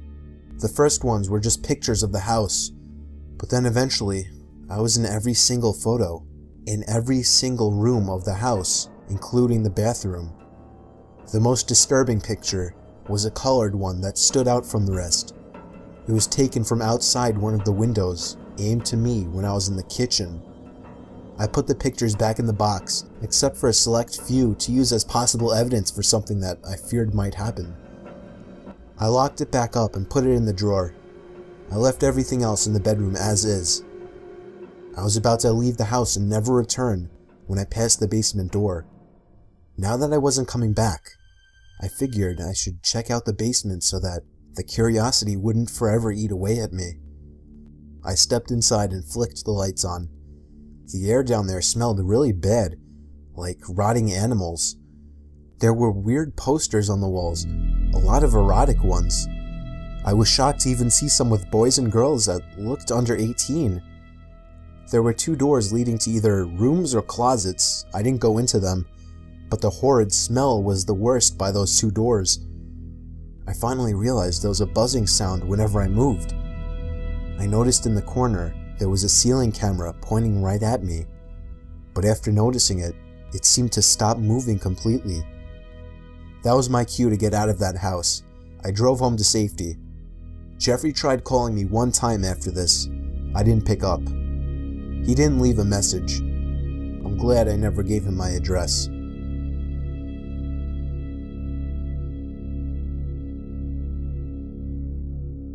I was getting off from work at Stop and Shop after doing the midnight shift, when me and the only other guy working at the time went to our cars. A black pickup truck pulled up next to us. There was a man and woman inside. They looked like dirty hillbilly rednecks. The guy had a mustache and a beard, with a cap on and a cigarette hanging out of his mouth. The woman had dirty-looking hair. Then again, her whole face looked dirty. When they stopped in front of us, blocking our path, the guy sitting inside asked us if we have any spare change for gas. My coworker dug through his pockets and dropped 2 quarters in the man's hand. I handed him $1 in hopes that he would just drive off. The guy looked at the money in his hand, then looked back at us. "I'm gonna need more than that," he said. We apologized and told him that that's all we had. "Bullshit," he said. I could see my coworker was getting just as nervous as I was. The woman in the passenger seat had a devilish-looking smile on her face. I walked around their car and speed-walked to my car, as did my coworker. I could see the man was spinning his pickup truck around. I turned the car on and immediately put it in drive and sped out of the parking lot. They seemed to be following me at first, but I eventually lost them. I pulled into a gas station and texted my coworker to make sure he was alright. He texted back saying he was fine. I wish it ended there, but a pair of headlights entered the gas station. It was the pickup truck. I got back in my car. He tried to block me by pulling up in front of me. The woman in the car pulled a gun and started to lower the window. I yanked it in reverse right out of the parking lot. My back window cracked as it was hit by a bullet. I somehow managed to lose them once more and make it home alive. I found 2 more bullet marks on my car. It's so scary to think how close I was to dying. And for what? Unfortunately, there are so many messed up people in this world.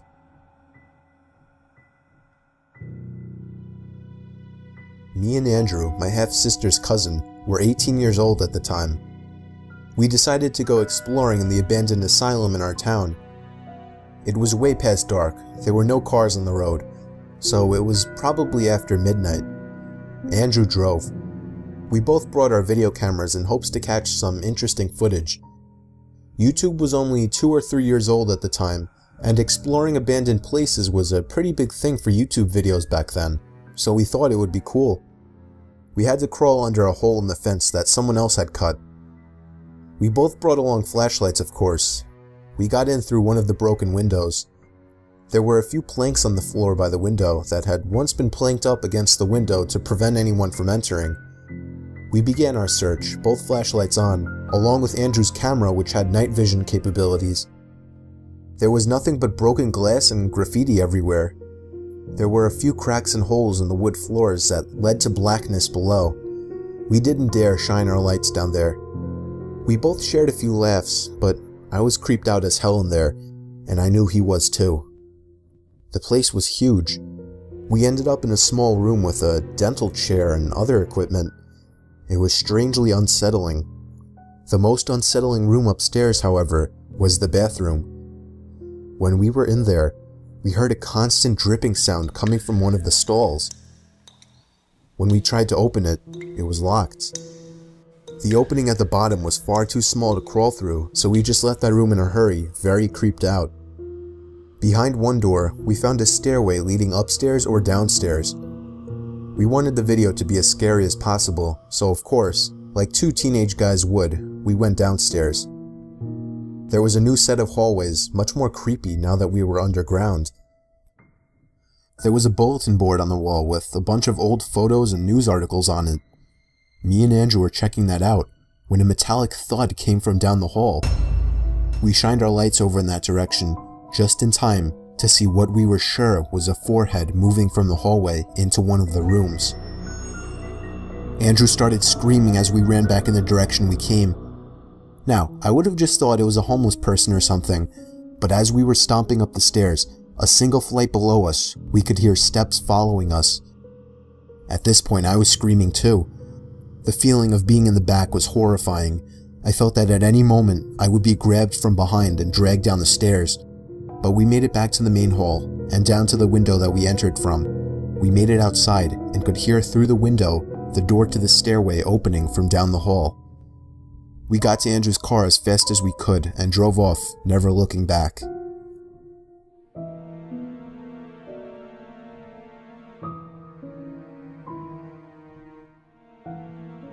We were a young couple that had just moved into a new house. We had a bedroom on the first floor.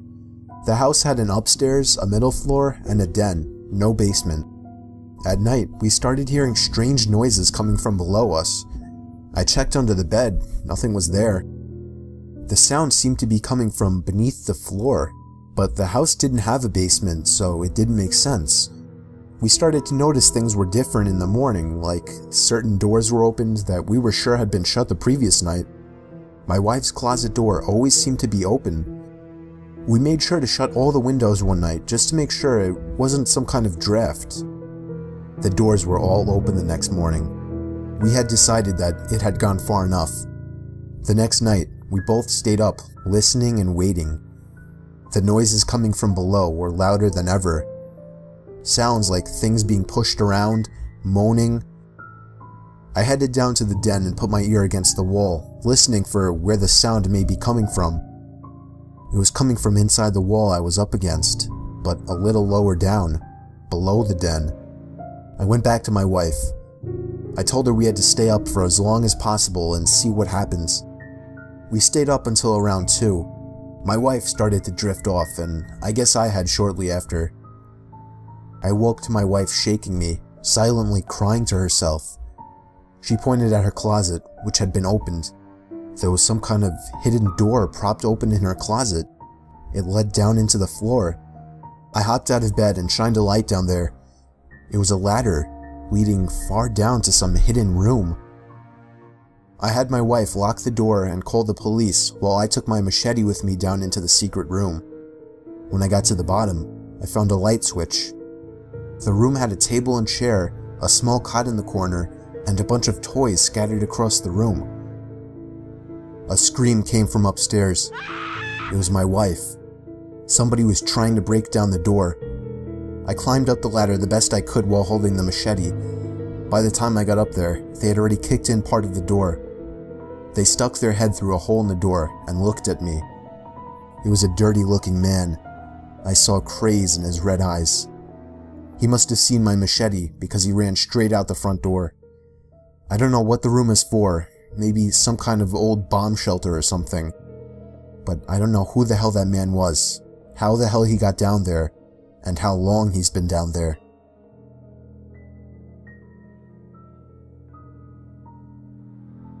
I was 27 years old, moving out to live with my girlfriend in an apartment. It wasn't the fanciest place ever, as we weren't the wealthiest couple ever, but it was fine for us. The first night in, we already hated the neighbor.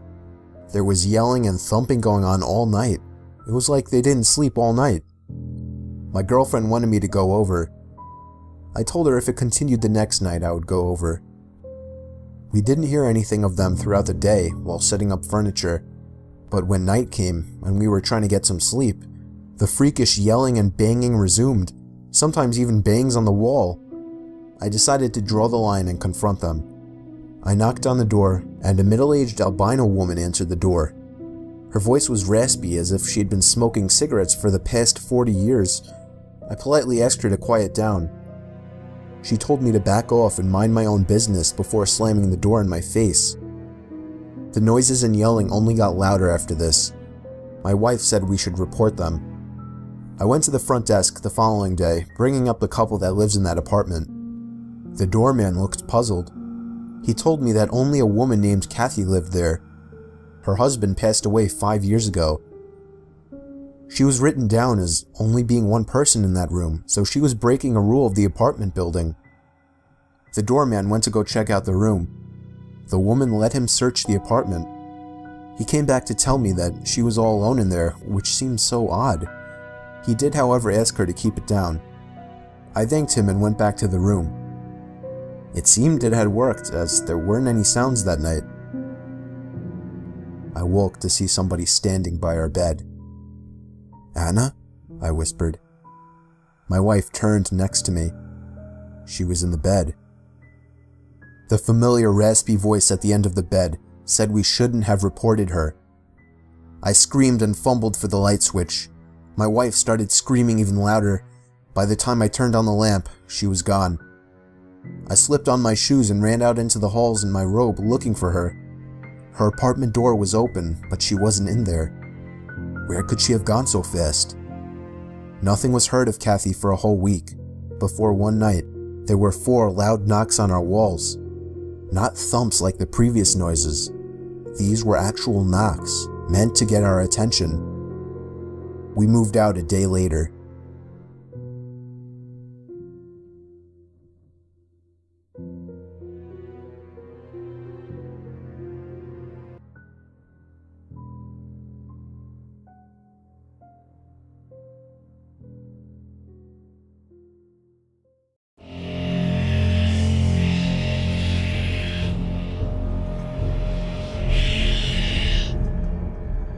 A few years ago, something very weird happened with my best friend and I. I was 15 years old. One night I decided to sleep over at my friend's house. After a night of scary movies, we were in the mood to do something exciting. Not far from my friend's house was a demolishing site, a block of houses in a very terrible state that would be demolished the day after tomorrow. The local government would demolish them to make room for new houses. The whole site was fenced in and warning signs saying "Do not enter" hung everywhere. The houses were boarded up by planks. Doors and windows were sealed shut. No one could get in. We decided to go for a walk on the old block and take some random photographs. My friend knew a spot where we could enter the old block. When we walked there, we noticed that every house was boarded up tight, so we couldn't get in. We noticed a house with a window on the top floor that wasn't very well boarded up. We could see into the room. We took a photo with a digital camera. Later we went home and took a look at the pictures we made. Suddenly, we came across the photo of the window. We saw a woman dressed in a brown raincoat with white skin and black hair as long as we could visibly see. The woman looked very sad. We hadn't seen any woman up there when we took the picture. Moreover, the windows and doors were boarded. We went back to the house to see if that was correct. After investigation, it really was. Everything was tied shut, and there was no woman.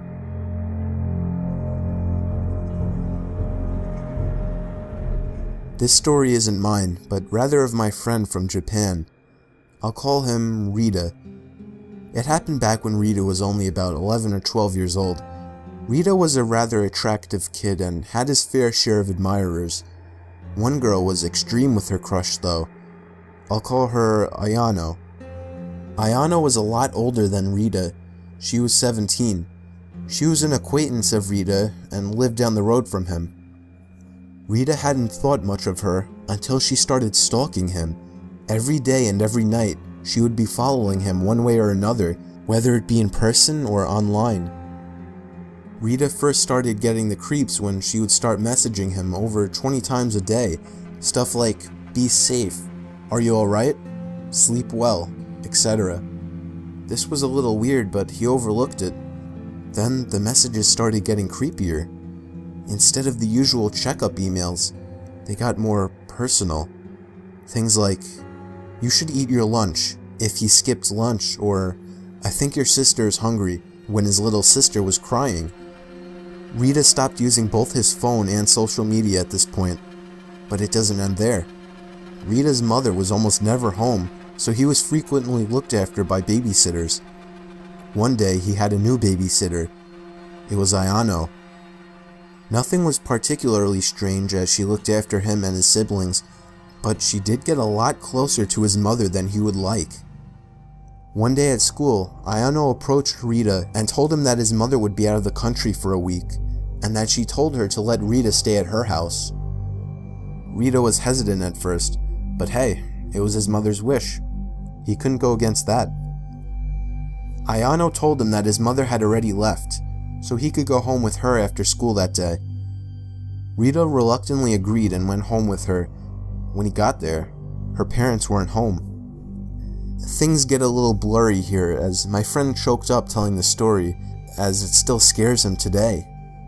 He said Ayano would play weird games with him, stuff like family, where she insisted she was the wife and he was the husband, as well as things like cops and robbers, and games to see who would get scared first, where she would blindfold him and leave him in a silent room for hours on end.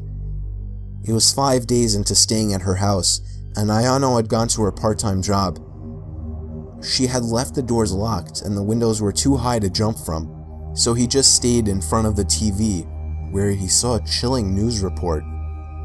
It was a missing child report, the missing child being him. Before he had the time to catch the number to call, the TV switched off, and Ayano was standing behind him with the remote in her hand. Rita had freaked out, crying and screaming. Ayano held him, but he managed to wiggle from her grasp just in time to open a window and cry for help. Luckily for him, a couple were walking past, heard his cries and called the police. Within an hour, police arrived and found him locked in her bedroom with a blindfold and his hands tied. Due to Ayano still being a minor, Rita is unsure of what happened to her. He says he only remembers the police taking her away while his mother was hugging him. He moved to Australia after this and hasn't seen his kidnapper since, but he still cowers at the sound of her name. About 5 years ago, I lived downtown in a major city in the US. I've always been a night person, so I would often find myself bored after my roommate, who was decidedly not a night person, went to sleep. To pass the time, I used to go for long walks and spend the time thinking. I spent 4 years like that, walking alone at night, and never once had a reason to feel afraid. I always used to joke with my roommates that even the drug dealers in the city were polite. But all of that changed in just a few minutes of one evening. It was a Wednesday, somewhere between 1 and 2 in the morning, and I was walking near a police-patrolled park quite a ways from my apartment. It was a quiet night, even for a weeknight, with very little traffic and almost no one on foot. The park, as it was most nights, was completely empty. I went down a short side street in order to loop back down my apartment when I first noticed him. At the far end of the street, on my side, was the silhouette of a man dancing. It was a strange dance, similar to a waltz, but he finished each box with an odd forward stride. I guess you could say he was dance walking, headed straight for me. Deciding he was probably drunk, I stepped as close as I could to the road to give him the majority of the sidewalk to pass me. The closer he got, the more I realized how gracefully he was moving. He was very tall and lanky and wearing an old suit. He danced closer still, until I could make out his face.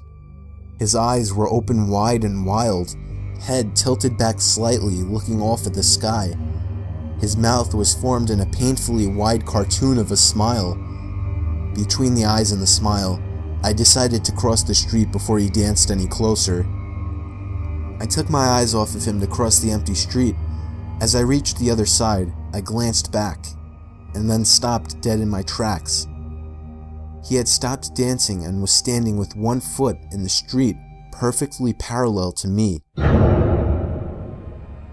He was facing me, but still looking skyward, smile still wide on his lips. I was completely and utterly unnerved by this. I started walking again, but kept my eyes on the man. He didn't move. Once I had put about half a block between us, I turned away from him for a moment to watch the sidewalk in front of me. The street and sidewalk ahead of me were completely empty. Still unnerved, I looked back to where he had been standing to find him gone.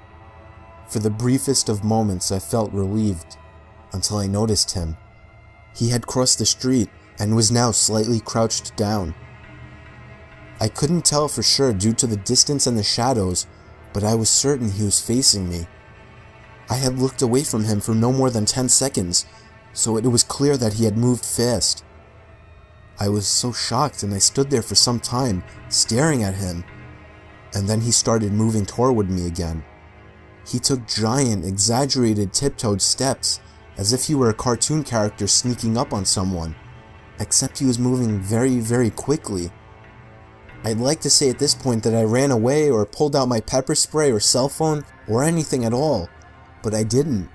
I just stood there, completely frozen, as the smiling man crept toward me. And then he stopped again, about a car length away from me, still smiling his smile, still looking to the sky. When I finally found my voice, I blurted out the first thing that came to mind. What I meant to ask was, "What the fuck do you want?" in an angry, commanding tone. What came out was a whimper. What the fuck? Regardless of whether or not humans can smell fear, they can certainly hear it. I heard it in my own voice, and that only made me more afraid. But he didn't react to it at all. He just stood there, smiling. And then, after what felt like forever, he turned around, very slowly, and started dance-walking away. Just like that. Not wanting to turn my back to him again, I just watched him go, until he was far enough away to almost be out of sight. And then I realized something.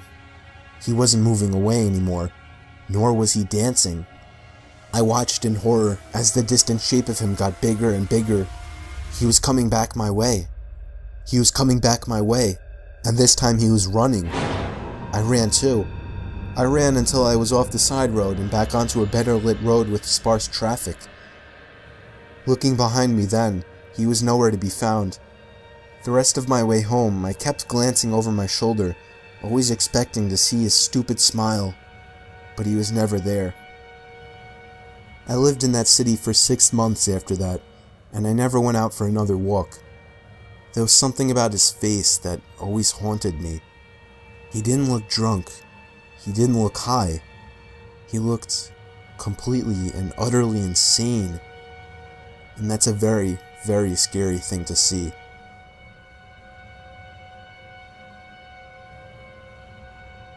In the mid-80s, my mom was a cleaner in Australia. She would clean houses in suburban areas and would sometimes do houses in rural or wine regions.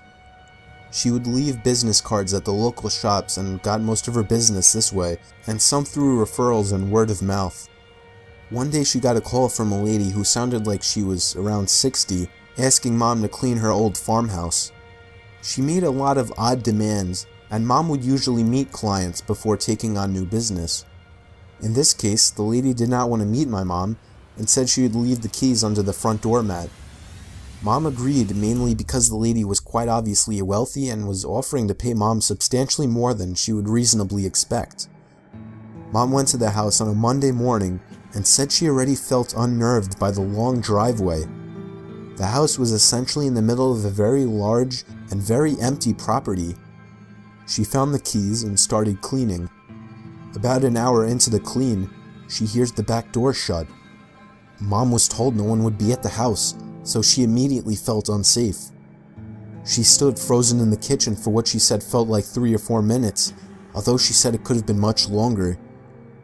There was no other car on the property. She wanted to leave immediately, but had 2 rooms left to do. Both were bedrooms. She said as time passed and she heard nothing else, she decided that perhaps it was nothing, or perhaps something had fallen and it wasn't the door after all. She walked up the hallway and stepped into the bedroom. All over the bed were black and white photos. As Mom got closer, she realized that the photos were all of her. Some were taken at our family home, and others were taken at other houses Mom would clean. Some through windows or over fences. She used the house phone to call the police and immediately drove to the end of the driveway. The lady ended up being investigated, but continued to claim that it was a break-in. After some time, the police stopped with their searching and we ended up moving to a new town 4 months later.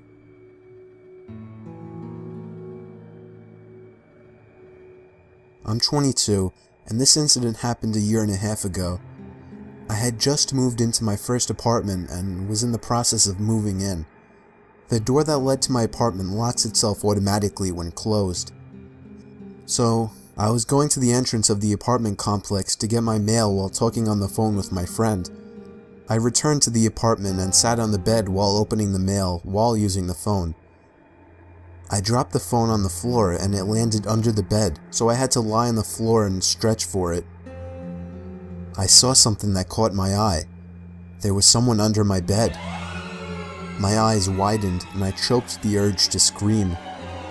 The person under my bed was lying still with his back towards me and his head to his chest, so I couldn't see his face, and he didn't see me. Trying to be rational while so many thoughts rushed through my head, I picked up the phone, said, "Sorry, I dropped my phone. I'm just gonna take a shower and call you back." The bathroom is right by my bed, so I hastily walked in, quietly locked the door, turned the shower on, jumped out my window, and called the police. They told me to wait nearby, but to go across the street and see if anybody comes out the door of the apartment complex. This was during the summer and it was still light out. I placed myself across the street, hiding behind a car while watching my open bathroom window and the entry door. I called my friend and he came over just before the police. I gave them my keys and they went inside. Only moments later, 2 cops came out holding a thin and tired looking man. His eyes looked crazy, but he didn't try to get away. The policeman that stood beside me and comforted me while the police searched through my house told me that the man stood outside my bathroom door with one of my kitchen knives, waiting for me to come out. This man had somehow crept in my entry door while I was getting my mail and hid under the bed. The man that was trying to hurt me turned out to be a homeless person and was placed in a mental hospital. When I was 21, me and my girlfriend were upstate in my family's vacation mobile home. It was during a snowstorm and we were sitting on the couch next to the heater, snuggling and watching late night TV. We were surrounded by absolutely nothing but forest in all directions, and all that was keeping us from the outside was a wooden door that had a broken lock. The last time my grandparents came up, my grandpa put a few cinder blocks by the door to use as a kind of barrier in the meantime, since the door opened inwards. Anyway, while we were watching TV, my girlfriend started shaking me, telling me she heard something outside. I assured her it was most likely a deer or a bear or something, but then 5 minutes later, my girlfriend looked at me again. I heard it too. I muted the TV so we could hear it better. It sounded like someone was messing around in the little lawnmower shed outside. My car was parked outside and all the lights were on inside. If there was anybody out there, they knew we were inside. My girlfriend was urging me to go outside and check it out, but I told her she must be crazy to think that I was going out there. The sound stopped and there was nothing but the sound of the storm outside now. After a few minutes, I felt it safe to shut the inside lights and open the blinds to take a quick look outside, but it was too dark to see anything. I turned on the porch light and I was able to see a good portion of the front yard outside. There were footprints in the snow. Not animal footprints. They were clearly shoe prints, and they were headed in the direction of the backyard. I went to open the curtains to the backyard window, and when I did, I felt the urge to scream, but my girlfriend did instead. Even though there were no lights in the backyard, we could see a man dressed in all black and wearing a vendetta mask facing the window. I immediately shut the blinds and told my girlfriend to go hide in the bedroom, while I grabbed my grandpa's hunting rifle out of the closet. I pushed the cinder blocks and a bunch of other heavy objects in front of the door as a barricade, shut all the blinds and lights, and went to hide with my girlfriend in the corner of the bedroom. There was a bang at the front door. He was trying to bust open the door. I don't even think he tried the knob, but it didn't matter either way. After a few futile bangs to the door, it seems the man finally gave up. I stayed up that whole night with the gun by my side while my girlfriend slept. We packed and left first thing in the morning, but the scary thing, there was a fresh set of footprints leading from the front yard window out into the woods. I haven't been up there since, but my grandparents have, and they said that there was no sign of a break-in or anything missing. I don't plan on ever going back up there. Back when my grandma was still alive, I would always walk down the block to her house every day to help with various chores. There was this one day that I walked over to her house the same time I always did and decided to let myself in. I was surprised she left the door unlocked. She was a very paranoid old lady and normally kept everything locked. I saw her bedroom door was opened upstairs and I heard her opening and closing drawers and cabinets. I walked upstairs calling Grandma, and as I was about 5 feet from the door, she slammed her bedroom door shut. I knocked, asking if everything was alright, and at that moment my cell phone began to ring. It was my grandma's phone number. I was so confused, but I picked up the phone anyway. My grandma was on the other end, telling me not to come over that day as she was walking over to her seniors club. I felt my heart skip a beat as she told me this. I hung up the phone before she could say anything else, remaining silent. I knew exactly what was going on. I played dumb and said, "Grandma, I'll be downstairs," and made my way to my grandma's kitchen to grab a knife and dial 911. It remained silent in the bedroom after what happened. The police arrived and burst into the bedroom, and the loud and sudden bang of a gunshot caught me off guard. When the paramedics arrived and wheeled out the intruder, I recognized the man's face. It was my grandma's next-door neighbor. Apparently, he saw that my grandmother had left the house and broke in to look for jewelry. And when the police broke into the bedroom, they found the man hiding next to the door with a large knife in hand. If I had walked into that bedroom, I would have been as good as dead. The most haunting memory of my life. Me and my wife were getting home from dinner out, and as soon as we stepped out of the car, we noticed that our front door to our house was open. I told my wife to wait outside while I ran inside and ran straight up to our bedroom, where I hid the shotgun. I loaded the gun and scanned every single room upstairs. There was no sign of anybody. I made my way down to scanning the main floor, followed by the basement. There was no sign of anybody, and there was nothing missing or moved. I called the cops, and when they arrived, I told them what happened, and they began to investigate some rooms upstairs, followed by the basement. Nothing was turned up. They made a case of asking us if we were positive that we shut the door when we left.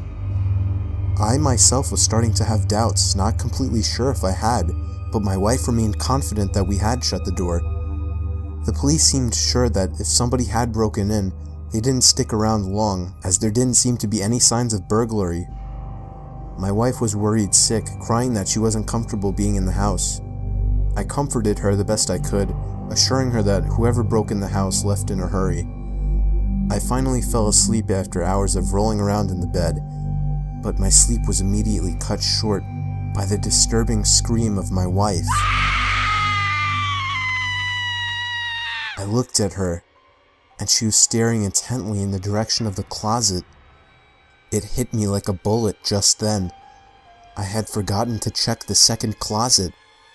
I looked over and saw for the briefest second a man poking his head out of the closet before closing the closet door. Within 5 seconds, I had the shotgun loaded in hand and cocked it back to let the intruder know that I was armed. I screamed for him to come out, and just like that, the closet door opened, but instead of showing submission, he made a mad dash for the front door of the house. I could have shot him, but I didn't have it in me. He was never caught. He got away with it scot-free. I think having that gun saved us from a terrible fate. About a year ago, while still living under my parents' roof, I started experiencing some weird occurrences in my house, specifically my bedroom. While I was laying awake in my bed one late night, I heard a creaking sound coming from across the bedroom. My closet door had somehow been opened. When I got up to check it, I subconsciously checked for anybody inside my closet, even though I was 26 years old. Of course there was nobody inside, so I shut the door and went back to bed. Later that same night, I would hear rumbly, rattling noises coming from up above the ceiling. It sounded like something in the air ducts. It was a very strange sound. I really had no idea what to think about it, but as soon as it stopped, I kind of forgot about it quickly and fell asleep.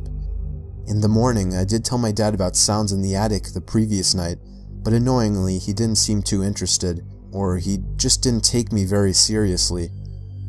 That night, I again lay in my bed awake, reflecting on life, when yet again, the slow creak of the closet door creeping open broke the silence. This time, I felt genuinely afraid. I knew the door was completely shut, It would take somebody twisting the doorknob for it to be able to push open. This time I took an extra careful look inside the closet for anybody, even though it wasn't a big closet and there really wasn't anywhere somebody could hide. I rationalized it as being a broken doorknob or something, and that same night, I again heard the rattling sounds coming from above the ceiling. It was exactly what happened the previous night. The next morning I convinced my dad to take a look at my closet door, but he quickly determined that the door was fine. When it was closed, he pulled on it, and it showed no signs of coming off the latch. Of course, he suggested that I was simply leaving the door unlatched, but I knew I wasn't. That night, I sat up, waiting for it to happen again, and right on cue, the closet door creaked open. I waited for the sounds above the ceiling, but there was just a long silence.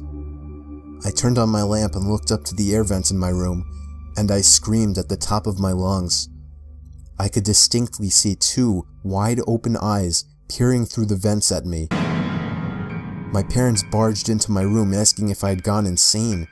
I explained everything, and they looked at each other like I had completely lost it. Not surprisingly, they dismissed it as a dream or the fact that I was too tired and was seeing things. They even began to lecture me about staying up too late. But to this day, I know I hadn't imagined it. It was too real. And the closet opening routinely? I know for a fact that wasn't in my imagination. I've never been a believer in the paranormal, but I still have absolutely no other explanation for those 3 nights.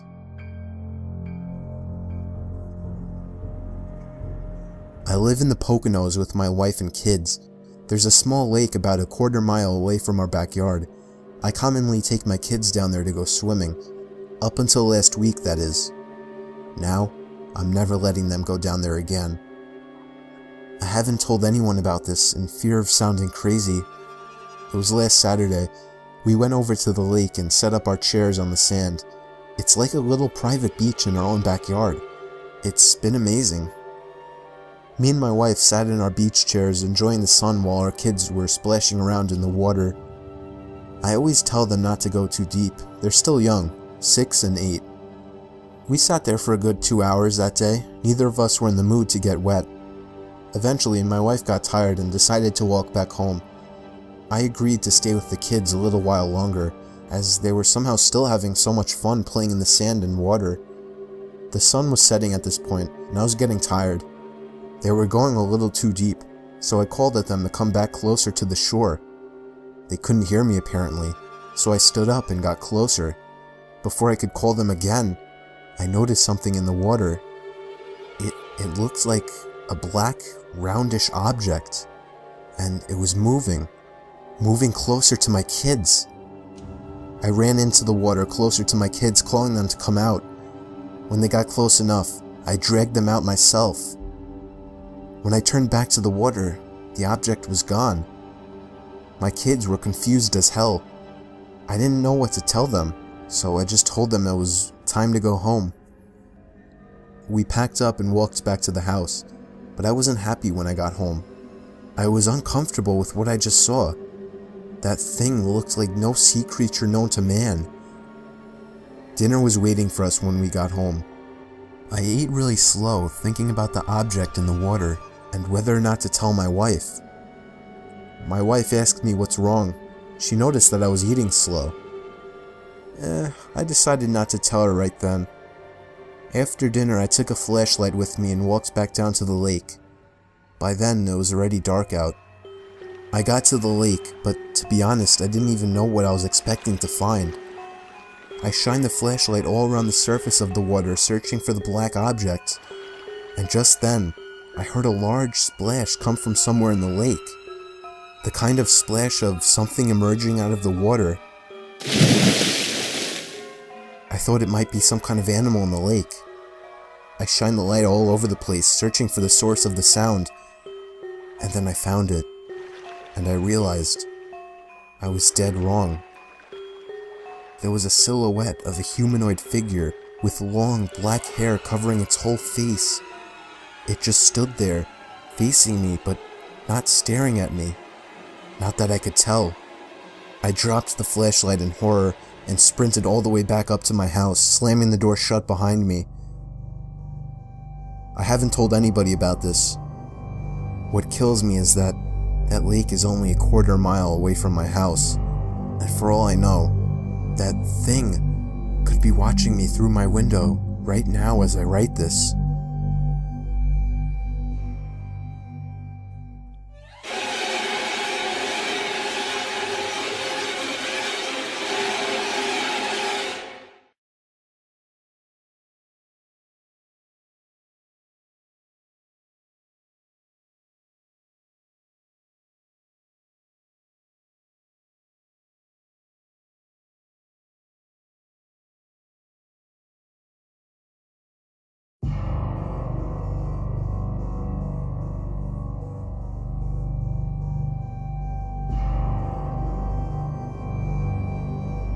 This happened to my dad when he was a little kid.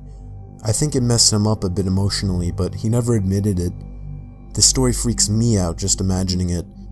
So I'm pretty sure my dad was 10 years old, and he was home alone for whatever reason. He was watching TV in the living room. It was the only TV in the house, and all of a sudden, the TV just shut off. So he got up and turned it back on. It was an old shitty TV, so it wasn't weird at all. When he got back on his couch, it happened again.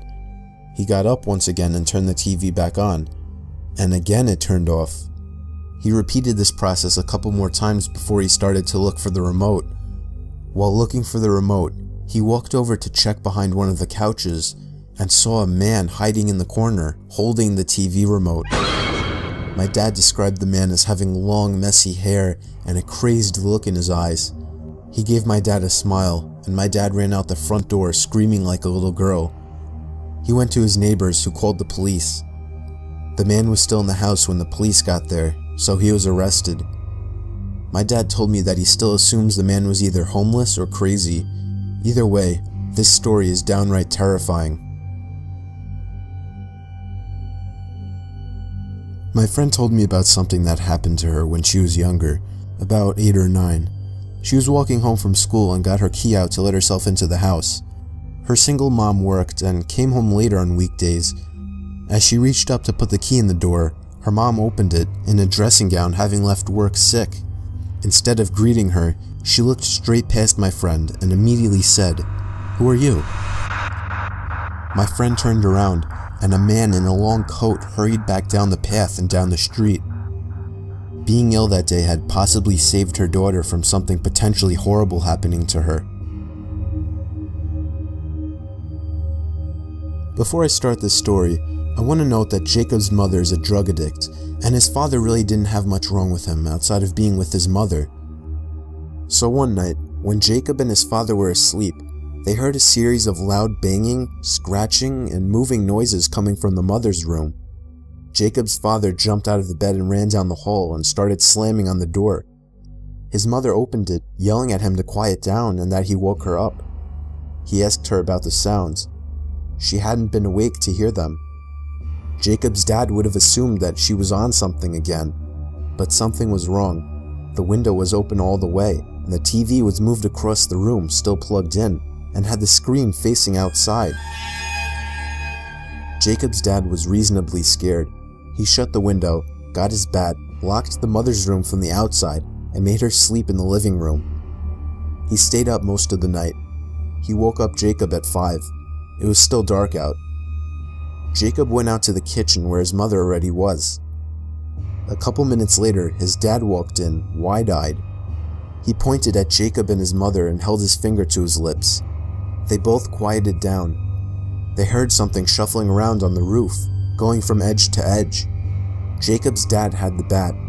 They sat together in the room, quietly. Minutes later, the sound went away. Jacob's grandmother was called. She was asked if everybody could stay over there for a little while. She said yes and told them she'd come pick them up. Jacob finished eating and went to go sit on the couch. There was no TV in that room, so he sat in silence. He looked over at a door to an empty room in the hallway. The door was open. There was a finger wrapped around the side of it. Jacob screamed and pointed to it, and his father grabbed him and ran out. Jacob's mother followed behind. They went to a gas station and sat out front until they saw Jacob's grandmother's truck. Jacob described how unnatural the finger looked to me. He said it reminded him a little bit of a foam finger in length and width. It was wrapped clear around the door frame, the door itself being latched on the opposite side. They didn't go back to that house much after that. Once they'd gotten everything out of it, they never went back again. Nothing was stolen, and the window in the empty room was open. I was 13 years old. I had the most isolated bedroom imaginable. Mix that with a wild imagination, and I was often up late at night, scared and paranoid, unable to fall asleep. My bedroom was a separate floor of the house, on the opposite side of my parents' room. They had no way of hearing what was going on in my room. So it was a seemingly ordinary night, with a bit of rain, but not a storm. I woke up and looked at my clock, and saw that it was 2 in the morning. I got an uncomfortable feeling right away, but I didn't know why. I then saw at the edge of my bed, there was a shadow of something roundish just over the head of the edge of my bed. My heart started racing until I realized it was just my hat. I sometimes hung my hat on one of the wooden poles at the edge of my bed, so I calmed myself down and fell back asleep. I woke up again around half an hour later and was again startled by the sight of the shadow at the end of my bed. But after my brain started to fully wake up, I remembered it was just my hat again.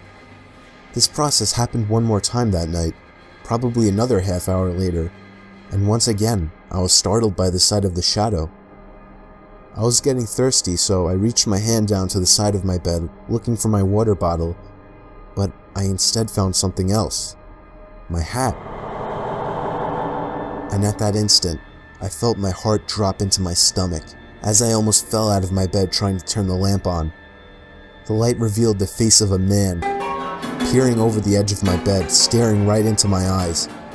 I let out the highest pitched scream a boy could possibly produce, and ran straight past the man and down the stairs of my room. I felt the man try to grab me, but I managed to open the door and run to my parents' room to get my dad. My dad got the baton from under his bed and raced to my room, but he was too late. When we got back to my room, the window was wide open. Apparently the man jumped out onto the patio roof outside my window. When I was a kid, I had a huge group of friends that all happened to be on my block. On the weekend nights, we would always play manhunt, aka hide and go seek for older people. It worked out great because since we were all neighbors, we used all the front and backyards and even the woods behind our houses. We had a rule though, that we couldn't go out more than a backyard's length into the woods. I always used the same hiding spot, and nobody ever found me. I always hid behind an old rusty barrel that was thrown into the woods years ago. So on this particular night, there were only 6 of us playing. My friends Joe and Raj were on my team. We quickly dispersed as we were the first to hide. I ran to my usual hiding spot, through my backyard into the woods behind the barrel. Usually I would see the flashlights of the other team shining through the backyards in the woods, but it was unusually quiet this time.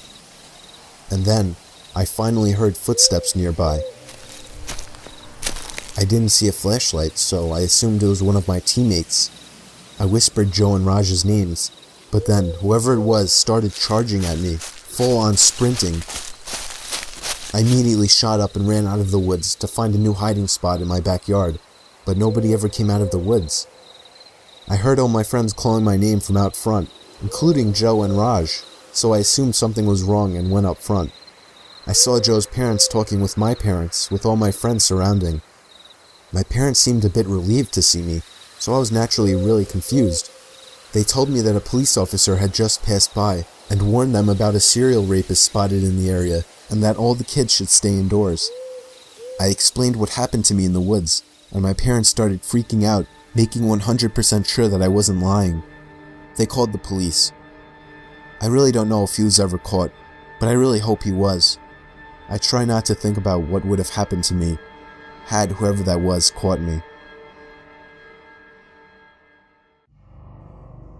When I was maybe 12 or 13, me, my mom, my stepdad, and 2 dogs went to the beach for a weekend. We rented an apartment all the way at the back of the shore. The apartment had nothing surreal to it at first sight. We unpacked everything and went out for dinner straight afterwards. We came back and at the time it was maybe 9 p.m. We watched some TV for an hour or so. My mom, stepdad, and 2 dogs slept on a bed you could make from the couch. They gave me the bedroom with a king-sized bed. I went to bed and used my computer for a while to play some games that I had pre-installed since I knew that there would be no internet connection there. I stayed up playing games pretty late at night. I decided it was time to get some shut-eye and go to sleep. Maybe after 5 minutes of laying in my bed, complete silence filled the room. But then, all of a sudden, I hear this extremely loud sigh. I knew it wasn't my parents or the dogs, considering the door to the living room was closed. I straight bolted from that room and went to sleep in the bedroom opposite of the master bedroom. My heart was pounding so fast because I was absolutely petrified. Needless to say, no sleep was had that night. I told my parents about it the next morning and they told me it was probably just my imagination, but I was certain it was not.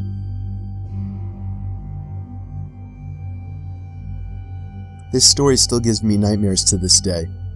I was staying with one of my best friends in North Carolina where I had a job interview. I was coming from New Jersey and my friend Mike offered to let me crash at his place for a few days. He didn't necessarily live too close to the company I was interviewing for, about 2 hours away, but I also just wanted to see one of my good friends again. So this happened after the second interview. I came back to Mike's place in a good mood as I had been offered the job on the spot. We celebrated in the yard that night with a few friends and a few beers, or a lot of beers. We stayed up late and basically got shit-faced. People were coming and going all night. That's the kind of person Mike is. He didn't really keep track of who entered and left his house. So at about 4 in the morning, after everyone had left, we called it a night. I struggled to make it up the stairs and to the bathroom. I drained the snake and soaked my face with hot water, and it was at that moment that I thought I could see something in the corner of my eye. I turned to the half-open door and saw an eye poking in at me through the crack of the door. I let out a loud "holy shit," and in my drunken klutzy state, I fell to the floor. When I got back on my feet, the eye was gone. I stumbled out of the bathroom and called Mike's name. I heard him call out in response from downstairs in the kitchen. It couldn't have possibly been him. I didn't hear anyone go down the stairs. But I asked if he was up there anyway. Expectedly, he replied with a no. I can't remember fully, but I assume I just brushed it off under the assumption that I had too much to drink. I made it to the guest bedroom and basically fell onto the bed, barely managing to throw the covers over myself. You know when you're drunk you fall asleep easier. That's an understatement. I think I fell asleep seconds after falling onto that bed, only to wake up after an unknown duration of sleep. I immediately felt the unbearable headache coming on, and began to rub my head. It was probably a little before sunrise. The room was a bit chilly. My foot was sticking out of the covers, hanging over the edge of the bed. And then it happened.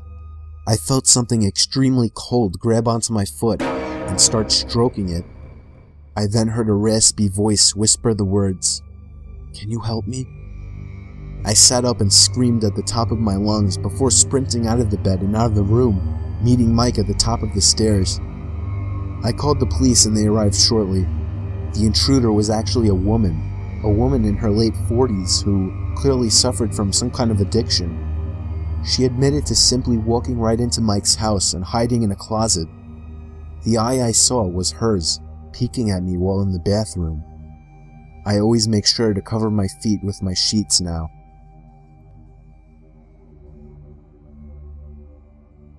It was the dead of winter in Cali. Me and a couple buddies were on a skiing trip by South Lake Tahoe. We stayed in a big luxurious log cabin for a few nights. On the third night during a blizzard, I got up to get a glass of water late in the night. As I crossed the cabin over to the kitchen, there was a frantic knock at the door. I was a bit spooked that somebody would be knocking this late. I thought maybe I should just ignore it and let them go away. But I realized they knew we were there, as my car was parked right outside. I also had the thought that maybe somebody was in trouble and needed to get out of the dangerous weather. I tiptoed over to the door and waited for another knock. It didn't take too long before the knocking came again. this time much louder and more frantic. "Who is it?" I asked. Nobody answered. I asked again, louder, but there was still no answer. After I asked this, there was no more knocking. I grew curious and eventually opened the door a crack with the chain lock still on just in case. Nobody was outside. I undid the lock and opened the door completely. There were footprints in the snow leading away from the cabin.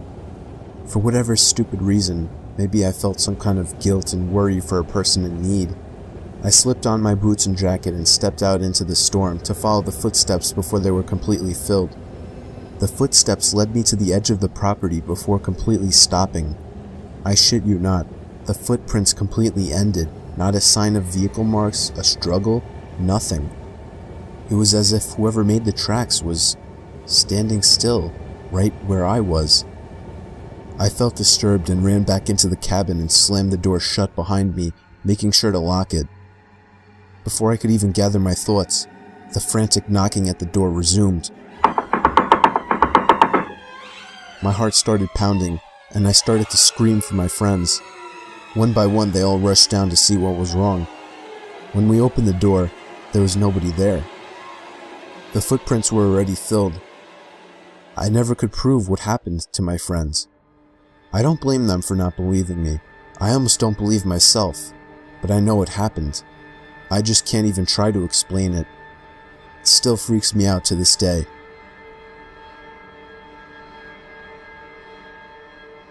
My friend and I were going to a party a few hours out of town, so we decided to stay at her family's holiday house about an hour south of the party. We arrived around mid-afternoon, and it was winter in a holiday town, so the area was completely empty. No other cars on the street. When we left for the party, I spent a moment deciding whether to pull the gate all the way closed. I'd had some trouble opening it earlier when we arrived, and if we were getting home late at night, I didn't want to be stuck outside. I ended up deciding to shut it for security. The party was great. We got back to the house around 12:30, and the gate was open. I immediately felt on edge because not only did I know that I had locked it, but I knew it couldn't just blow open in the wind. But I didn't want to make a big deal, so I was vague when my friend asked me if I'd shut it. We went inside and decided to make a snack. I was wandering through the house when suddenly my friend raced from the kitchen into the hallway and virtually tackled me to the ground. She was convinced she'd heard someone walking around outside. We tried to calm ourselves down, but we had no cell reception and there was no one else around.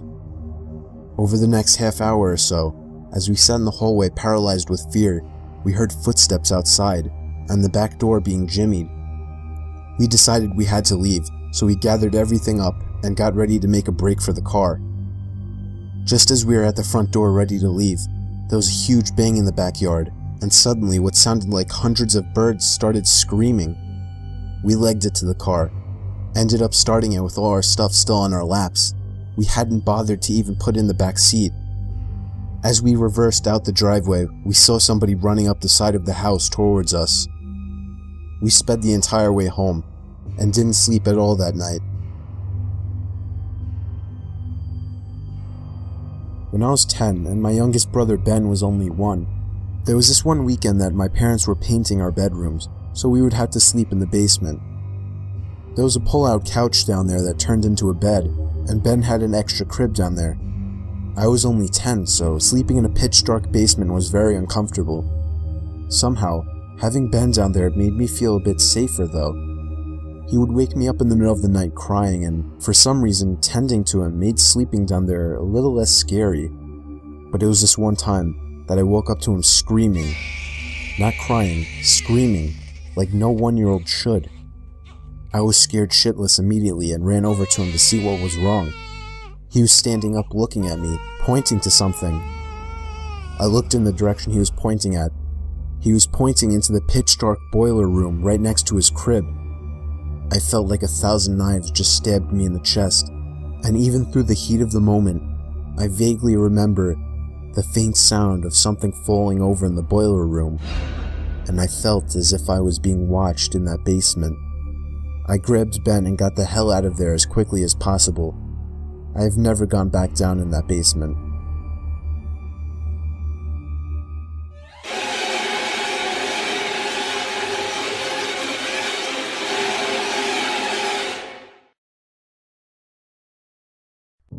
When somebody goes hunting, they're normally right smack in the middle of a forest or the woods, completely devoid of other people.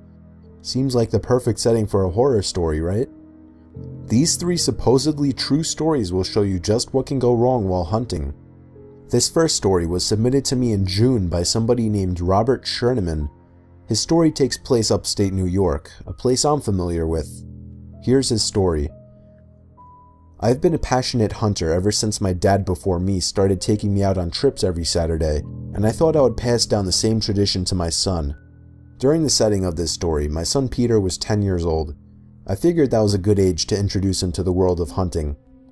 I armed Peter and myself with Remington Model 798 sniper rifles, however I carried it until I found the spot where I usually find game. We could have used the deer hunting tower hidden deeper in the woods, but I figured that wouldn't be the best first time experience. I handed him the gun when we were set up. I had already taught him the basics of firearms, so it wasn't like I was taking him out there with no experience. I chose to stay put the first time as it would be easier for him, and I figured I would move up to the more advanced methods of hunting in the future sessions. There was a lot of waiting, more waiting than usual in this certain spot. I could see Peter was getting bored, constantly yawning and sighing, and that disappointed me. I didn't want him to think this sport was that boring, so I packed up our stuff and told him we're moving. He seemed to perk up a bit with excitement, and that made me happy. As soon as we began walking, I heard footsteps.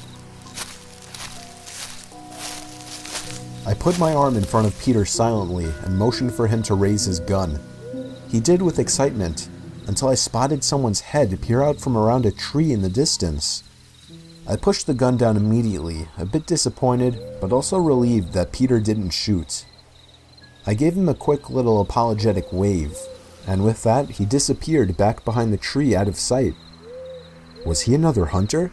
I couldn't tell, but from what I saw of him, even in the distance, there was something off-putting about his face. I couldn't put my finger on what it was at that moment. Seeing somebody this deep into the woods was rare and also strange, and this guy didn't exactly look like a hunter.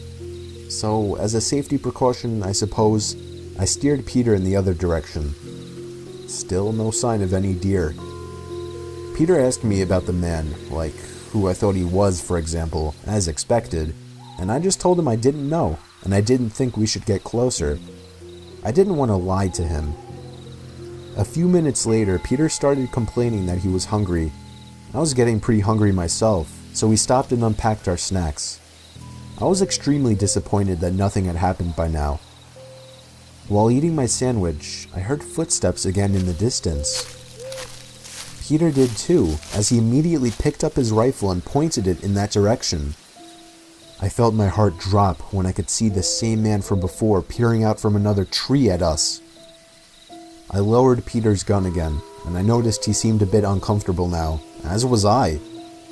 I told him to wait there while I began to walk over to the man, trying to emotionally prepare myself to confront him. About halfway over, I stopped and thought to myself, what the hell am I doing? My son is right over there. I turned around and hurried back to Peter, telling him it's time to go. If you had your son in the middle of the woods and you thought you were being stalked, odds are you would just want to get out of there too. We were not running, we were merely walking back to the road. I was mentally waiting for a twig snap or a leaf crunch from behind us, and when it happened, I nudged Peter to go along ahead. I angrily turned around and stormed towards the man, who was once again peering from behind a tree. I'd say when I got within 30 feet from the tree, he moved back behind the tree out of sight, and then I heard a thud, as if something were just dropped onto the ground. I had my gun loaded in my hand as I cautiously walked up to the tree. I didn't even say a word. I don't know why. All I did was slowly creep up to the tree, and when I got there, I felt as if everything around me had completely collapsed, or rather ceased to exist, and all that I could focus on was the head laying face first on the ground in front of me. No body, just head. I didn't even look up or around the tree to see who had dropped it there. I just full on sprinted back to Peter and told him to run. We made it back home safely within 5 minutes, and I made 100% sure we weren't followed. However, I stayed up the whole night keeping watch for the sake of my family's safety. I found out the next day through my wife that there had been 2 disappearances of local hunters, and that's when I called the police and reported what I had experienced. I had to, of course, play it safe for a long time, at least a few months, before taking my son out again. What baffles me, though, is how this person managed to kill 2 hunters who obviously had to be armed with some kind of weapon. I have since resumed hunting with my son. The next story was submitted to me just a month ago by Nathan Zielinski, and it's more of a mix between a camping and a hunting story. Here it is. It was my first time hunting. I was 21, going with my friends Anthony, Christian, Tom, and his girlfriend Diana to some park in Colorado to go elk hunting. We brought 2 separate tents that were relatively large, sleeping bags, 2 days worth of food and drinks, and of course, guns. I couldn't even tell you the name of the gun Anthony handed me. It was just a basic looking hunting rifle. Honestly, I didn't know how I felt about the whole thing. Killing a living, breathing animal that has just as much of a will to live as me, merely for so-called fun, didn't seem cool to me. But it was like the 5th time Anthony offered, and I felt like I had to say yes. I decided I wouldn't shoot any animals about halfway through the car ride. Anthony pulled into a lot, we unpacked the car, and proceeded to hike about a mile into the woods before setting up camp. First thing after setting up camp, we all followed Anthony's lead as he proudly babbled on about hunting techniques. I wished I had someone to laugh about it with, but everyone else seemed serious about it as well. I tried busting Anthony's chops by asking him, wouldn't it be better to stop talking if you don't want to scare away any potential prey? He got pissed. I could tell he took this really seriously, and from there on, I shut up. And by there on, I mean however long things were going normal, and that wasn't long. During our hunt, we ran into a rather strange group of people. 3 rather large, dirty men with long, sticky hair. They looked like they belonged to some kind of inbreeding house deep in the woods. They looked at us and sort of nodded their heads as if to say hello as we passed by them, one by one. We were officially freaked out. It might sound like something that would be laughable, but under the circumstances, it was horrifying. We were deep in the woods, far from the lot, which was, for the record, completely empty, and it may sound exaggerated, but these 3 looked like creepy lowlives who could be dangerous. Thankfully, though, they didn't follow us, which allowed for us to peacefully go on with our hunt. Anthony ended up killing a deer. We didn't find any elks. We dragged the deer all the way back to our campsite, and that was actually our dinner for the night. Anthony and Tom went through a disgusting, bloody process of skinning, and I'm pretty sure gutting the deer, but I didn't watch for more than a few seconds. Anthony made us venison burgers. He came prepared with the buns and everything. While I didn't particularly agree with the sport, I was impressed with Anthony. We went to sleep first thing at dark with the fire still going outside. I was having a really bad time trying to get comfortable in that sleeping bag. Anthony and Christian seemed to fall asleep quickly, while I, on the other hand, had to be rolling around for at least 2 hours. I've always had a hard time falling asleep in sleeping bags. I was actually about to get up and go outside to pee when I heard footsteps coming from outside the tent. I opened my mouth to call out Tom or Diana's name, but I realized, what if it wasn't them? I laid silently and listened. In an unexpected instant, the zipper to our tent got pulled down, and I threw my head down to the side and acted as if I were asleep. There was a short pause before the zipper got pulled back up. I waited until the pairs of footsteps moved away. They seemed to be moving to Tom and Diana's tent. Then I realized it must have been them, and they must have been checking if we were asleep so they could, mess around, I guess.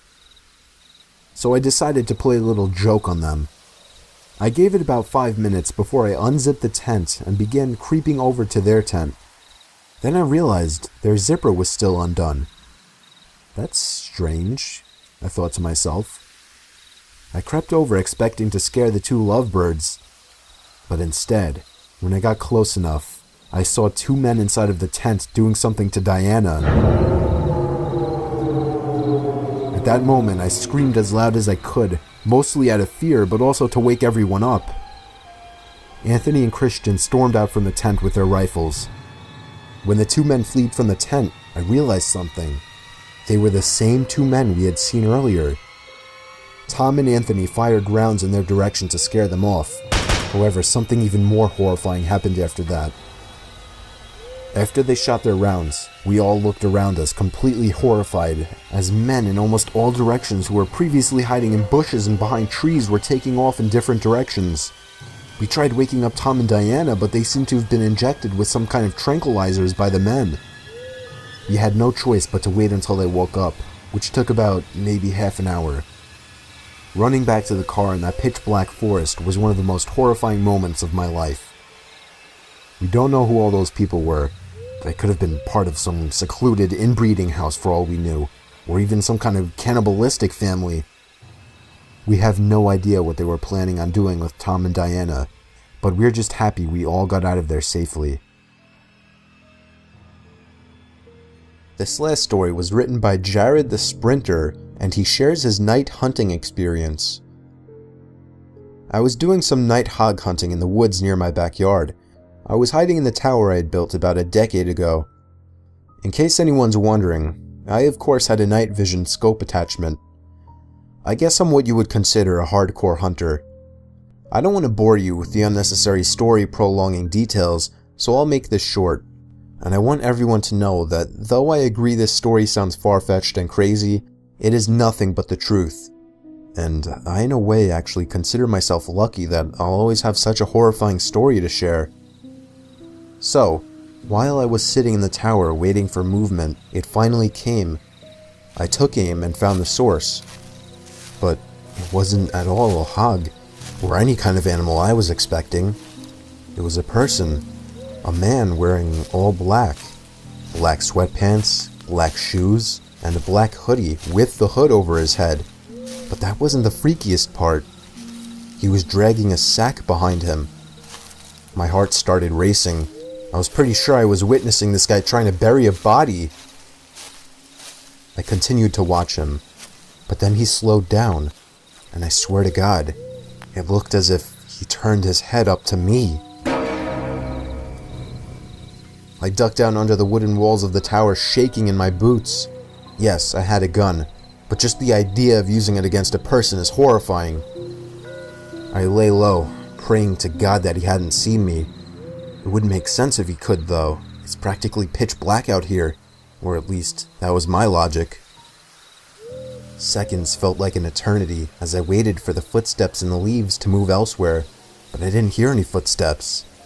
All I heard was the sound of a foot hitting one of the wooden planks on the ladder of the tower. I felt the entire tower vibrate and shake as there were 2 more steps moving up the ladder. At this point, I was asking myself deep down, am I going to be able to shoot someone? But for some reason, whoever was down there decided not to climb all the way up, as I heard them jump back down to the forest ground and began dragging the sack away. I think I stayed frozen like a statue for at least 10 minutes before even peeking over the ledge again. The coast seemed clear. I had to get home and warn the police immediately. I hopped over the ledge and descended down the ladder. I turned on my pocket flashlight, which in hindsight was a stupid move considering the situation, and ran back in the direction of my house. I was only able to run for about 10 seconds or so when I heard the rapid, manic footsteps crunching the leaves from behind me. I took a look over my shoulder, and there he was, inches away from my face. I spun around and shot him in the shoulder. He stopped and screamed in agony, and I took that moment to finish my dash to my house. Again, in hindsight, I should have held him hostage somehow, but that doesn't even matter now. I called the police, who showed up within 15 minutes with a whole search squad, and I led them all into the woods to the exact location where I shot him. There was a faint yet noticeable blood trail spilled onto the leaves, which led past the body bag, which the cops seized, and eventually right to the maniac, who was hiding under a log next to a tree. He was arrested and tried for the murder of Jinquen Sakanaki, a Japanese corner store owner. I don't know the full story behind it, but I do know I won't forget this one for the rest of my life, and I'll also be telling it for the rest of my life.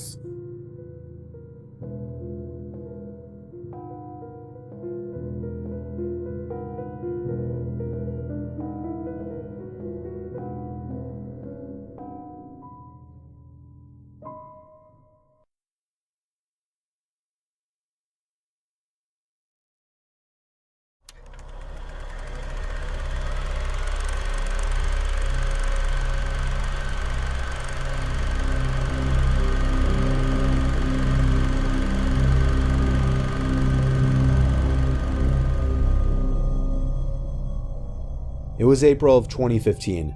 Me, my girlfriends, and my little brother, who was 9 years old, had gone to a small nearby movie theater on a Wednesday night to see the horror movie It Follows. We usually went late on weekends to get the whole theater to ourselves, plus I had off on Thursdays that semester. When we entered the theater, at first it seemed like we were the only ones inside, but then my little brother pointed somebody out. It was a man in a dark gray hoodie sitting in the top left corner seat in the theater. It was a little sketchy, but nobody would really give it a second thought. We picked upper middle row seats with a railing in front so we could put our feet up, and we each sat with an empty seat between us for more room. I know, that sounds weird to do with my girlfriend with me, but having my brother there made it a different story. I was sitting the closest to the edge, and therefore the closest to the one other guy in the room besides us. Within 5 minutes, the previews were over and the movie was starting. The lights in the theater dimmed to darkness, and the only light now was the light projecting from the screen. My little brother took out his bag of candies he snuck in and started to eat them obnoxiously loud. About 5 minutes into the movie, over my brother's loud candy wrapper noises, which we told him to stop for the record, I thought I heard a pretty loud sound come from above and behind us. I waited a few seconds to sneak a glance behind us, and saw that the guy that was sitting in the top corner had moved down a row, which was odd. But again, I didn't give it more than a second thought. Another 5 minutes later, when the movie was already starting to get interesting, I heard something from behind us again. I turned when I thought it wouldn't be too obvious, and again, the guy was a whole row closer to us. I leaned to my girlfriend and said while chuckling, "Don't look, but that guy keeps moving closer to the screen." She shrugged her shoulders and didn't even show interest in checking. I told myself if he did it again, then I would have a problem, and managed to get back into the movie. I'd say another 5 minutes later, without even hearing anything this time, I just turned around out of curiosity and saw the man a whole row closer, but this time he wasn't at the last seat of the row anymore. He was moved further down the row, closer to us. Now he was only 3 rows behind us. I nudged my girlfriend and she turned around. Then she looked at me and gave me a confused, concerned kind of look. She asked me if we should move, and I said definitely not. At this point, I wasn't able to pay attention to the movie anymore. Even though I was facing the screen, I felt like the man's gaze was hitting me in the back of the head. I told myself if he moves closer, I would turn around and firmly ask him what he was doing. But then I also thought, what if I'm looking too much into this? What if he's just a normal guy who happens to keep switching seats for a better view? Once more, I turned around, and the man was only 2 rows away from us now, closer to the center of the row, or rather directly behind us, and his head was just completely down looking at his lap. I didn't even bother to check what he was looking at. He could have been looking at nothing. I literally opened my mouth ready to say something, but I was just too much of a coward. I was only 16 last year and pretty skinny. My little brother got up during a slow part of the movie to go to the bathroom. About a minute later, I turned to see if the man had gotten closer again, this time actually ready to say something. But I was shocked to see nobody behind us. It was completely empty. I told my girlfriend, and she said good. But then I stood up in pure fear, thinking of my little brother. Telling my girlfriend to wait there and running out of the room and into the empty theater halls, I saw the man in the gray hoodie entering the men's bathroom down the hall. Fearing for my little brother's safety, I ran down the hall toward the bathroom, opened the door, and saw the man literally on his knees peeking under the 2 stall doors. Then he looked at me, and at the same time I heard my little brother call me from down the hall. I saw him waving me over in confusion. I ran to him, got my girlfriend out of the movie room, and we went to the front desk. The teen working the front ticket stand called the police, showed us and the cops the video footage of the man walking down the hall, and then we filed a police report. I'm just so grateful that my brother went to a different bathroom down the opposite direction of the hall, because if he had been in there, even with my showing up to save him, I have no idea what would have happened. It's been over a year now, and the man was never identified.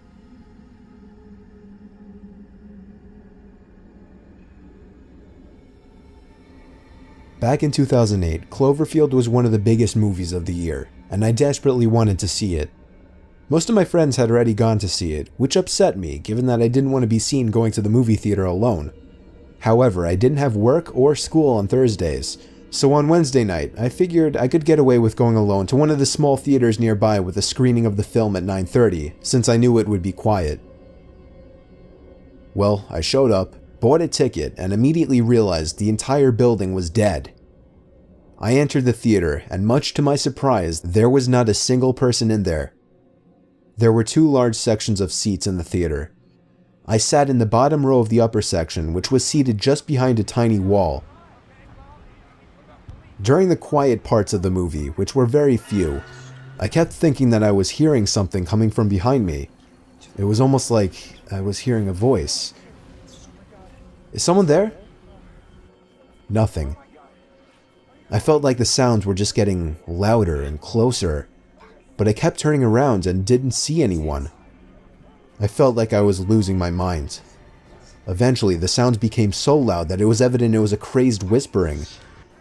I was about to nope the fuck out of there, but when I got up and took one last look behind me, a figure popped up quickly from behind the seats just 2 rows up from me, arms flat to their sides and just facing me like a stiff statue. I ran like there was no tomorrow back to the lobby, where I saw nobody, not a single employee. I kept running to the car, took a few seconds to catch my breath once inside, and drove back home. I tried calling the theater that same night. I never got anyone to answer. I didn't bother the next day, and I just tried to let it go. It still freaks me out beyond imagination to this day.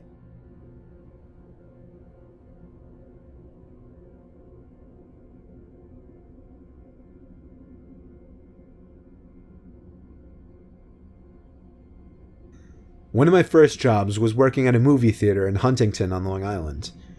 It was an okay gig for a 16-year-old.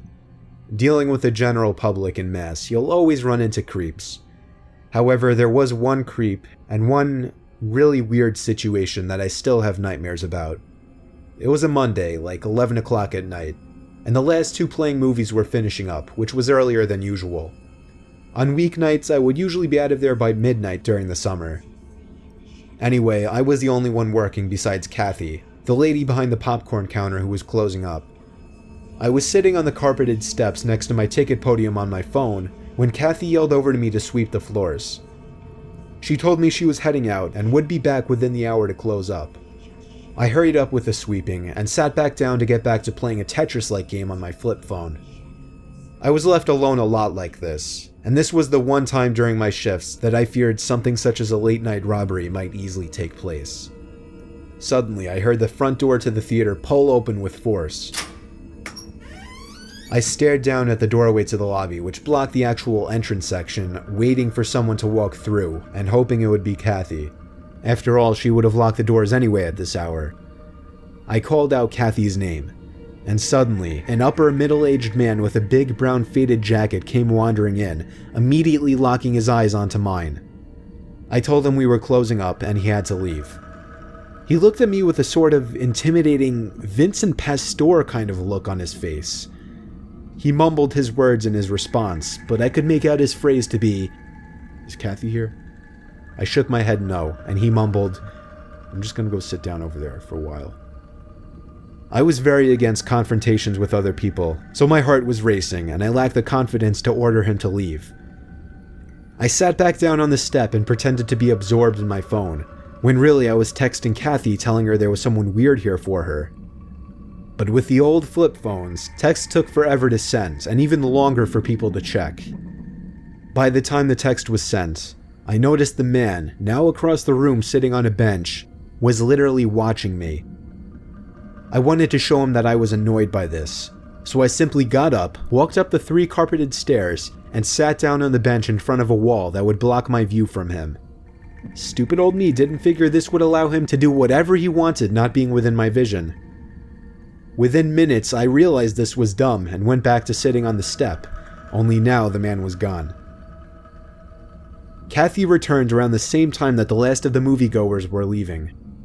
I told her about the guy, and she said she left the door unlocked by mistake.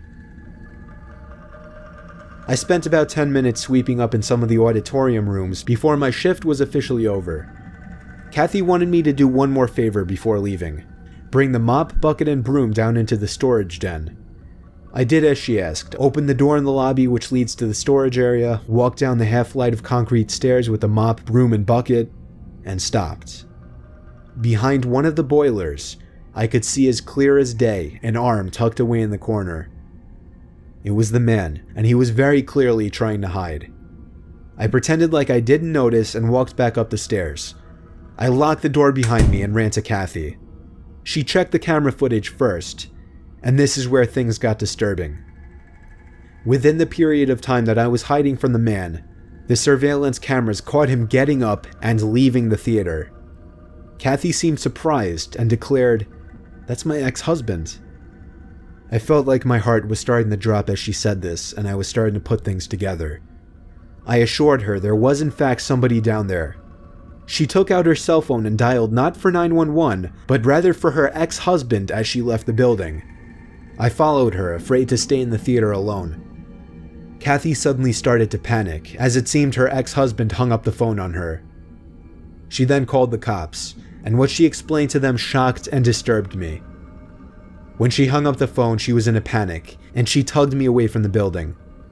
It turned out her ex-husband arrived to the theater to get her out of there, because he had apparently run into some trouble with a guy he knew who threatened to kill Kathy for whatever messed up reason. The cop cars pulled up into the parking lot with their sirens blaring. Minutes later, they came out with some old Italian mobster-looking guy in cuffs. Kathy never showed up for work after that, and I was never able to get the full backstory out from anyone. I was the coolest guy at the theater for a while since I witnessed all of this. I just really wish I got the full story though, because it really interested me. I never saw Kathy, her ex-husband, or that random guy who potentially almost killed me had I approached him ever again.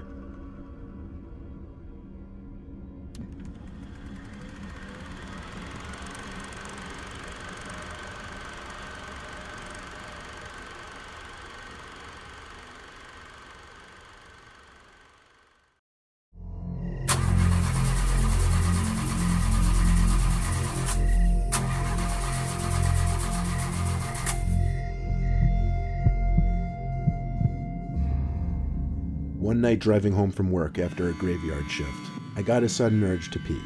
Like, it was really bad. Painfully bad. I was driving down a quiet parkway with no other cars, so I figured I'd pull to the side real quick and pee in the woods. I put my hazards on just in case that off chance that a cop rolled by. After I finished, I got back in my truck and tried to start it. Instead, all I heard was the sickening sound of a car battery failing to start the engine. I tried at least 5 times before I gave up, not wanting to drain the battery anymore. I left my hazards on and stepped outside so I could be ready to wave someone down in hopes that they had jumper cables. When I did see headlights coming down the road, I went to the side of the road and started waving my arms. The car slowed down and went to pull over to the side behind my truck. As I started walking over to the car, the 2 front doors opened and 2 relatively big guys stepped out. I stopped in my tracks and thanked them for stopping, immediately asking if they had jumper cables. They looked at each other, then back at me, and the driver said, "Nah." The other guy asked, "You stuck?" I said, "Yeah, my battery died." The driver said to give him a sec, he'd call one of his boys. I didn't exactly know how I felt about that. Right away, I found the 2 a little off-putting. I know it sounds ridiculous, but I got gangster kind of vibes from them. The driver got back into his car after he got on the phone. I did the same.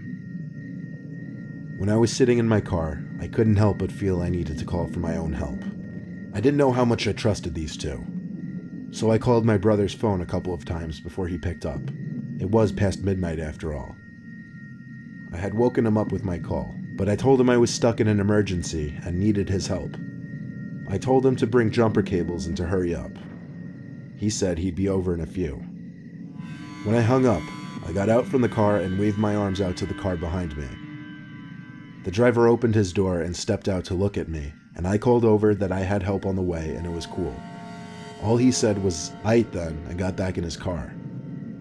That feeling of danger suddenly exited my body, and I felt at ease. I leaned my seat back so I could relax in the meantime, but soon it came to me that I didn't hear their car pass by. I turned back and saw that their car was still there. It had been almost 5 minutes since I'd waved them off. I called my brother again, who said he just got in the car. I told him to floor it to me and have some weapons ready, because I was pretty sure I was about to be jumped. He said he had his baseball bat in the back seat as usual. Luckily, my truck was only about 5 minutes from our house, less if he stepped on it. I started to beat myself up for not just holding it in for another 5 minutes, then this wouldn't have happened. Finally, more headlights appeared coming up the parkway. The approaching car slowed and pulled up behind the car that was behind me. I got out from the car and started waving my arms again. But when I saw 2 of the car doors open, I had a feeling it wasn't my brother. The driver in the first car got out and greeted his apparent goons. They all started gradually making their way over to my truck as they talked loud and cursed at each other. I guess it's worth noting there were no jumper cables in any of their hands. I'm not a lucky person at all, but when I saw the familiar headlights of my brother's Mustang zooming down the parkway towards us, I felt as if my luck had turned around for once. He pulled up his car in front of my truck and he came out with his baseball bat. He pulled out another baseball bat from the back seat that he brought for me. He tossed it to me, and my brother, being the larger, more dominant one, said in a very loud, firm voice, we didn't want trouble and it's best they moved along and let us go about our business. They all backed up a little when they saw our bats. One of the guys laughed, another one said, we ain't ever said we want no trouble. Upon examining the first car, I realized the guy who was in the passenger seat originally wasn't there anymore. I whispered to my brother to be wary, one of the men were missing. My brother got back in his car to bring his hood up in front of my hood. He fetched his cables and connected them to my battery. I kept watch of the 3 men who were lurking by their cars. Now we waited. My brother very softly called my name and then low-key tilted his head in the direction of the woods. I looked into the woods and saw the man who was originally in the passenger seat and was now hiding in the woods, looking as if he was about to do some kind of sneak-up attack. My brother told me to try the ignition. So, with one faithful turn of the key, the engine to my truck started. I got back out of the truck to literally guard my brother as he unplugged the cords from my battery and put them back in his car. We whispered to each other our plan, and that was for him to throw it in reverse as soon as we got in our cars, and I'd step on it back onto the road. After closing our hoods, we took one last look at the men huddled by the 3rd car, looking at us. Then we ran for our respective vehicles and stepped on the gas. My brother floored it in reverse. I waited to give him enough space before I floored it as well. As I did, I heard the shattering of my back windshield as a brick landed on my dash. Then I heard the distinct sounds of gunshots, which continued to shatter the remainder of my back windshield. I ducked down as low as I could get while still getting a view of the road. The 2 of us managed to flee the scene unharmed, and they didn't chase us. We went straight home to tell our 65-year-old dad, who claimed he was 100% sure we just had an encounter with a local gang. Our dad also told us not to take that specific parkway at night because it's not a safe road. I can only guess they wanted to rob me blind, and they didn't take too kindly to us waving bats in their faces.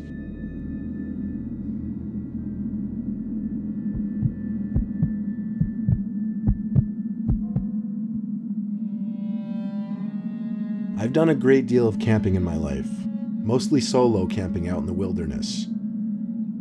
Everyone who takes the hobby as seriously as me knows the potential dangers that come along with it. However, there was one thing that happened on a camping trip that I never anticipated. I was in my tent, which sat next to a small flowing river. My campfire was breathing its last breaths, and I was already laying in my sleeping bag trying to sleep. I started to hear something circling around my tent.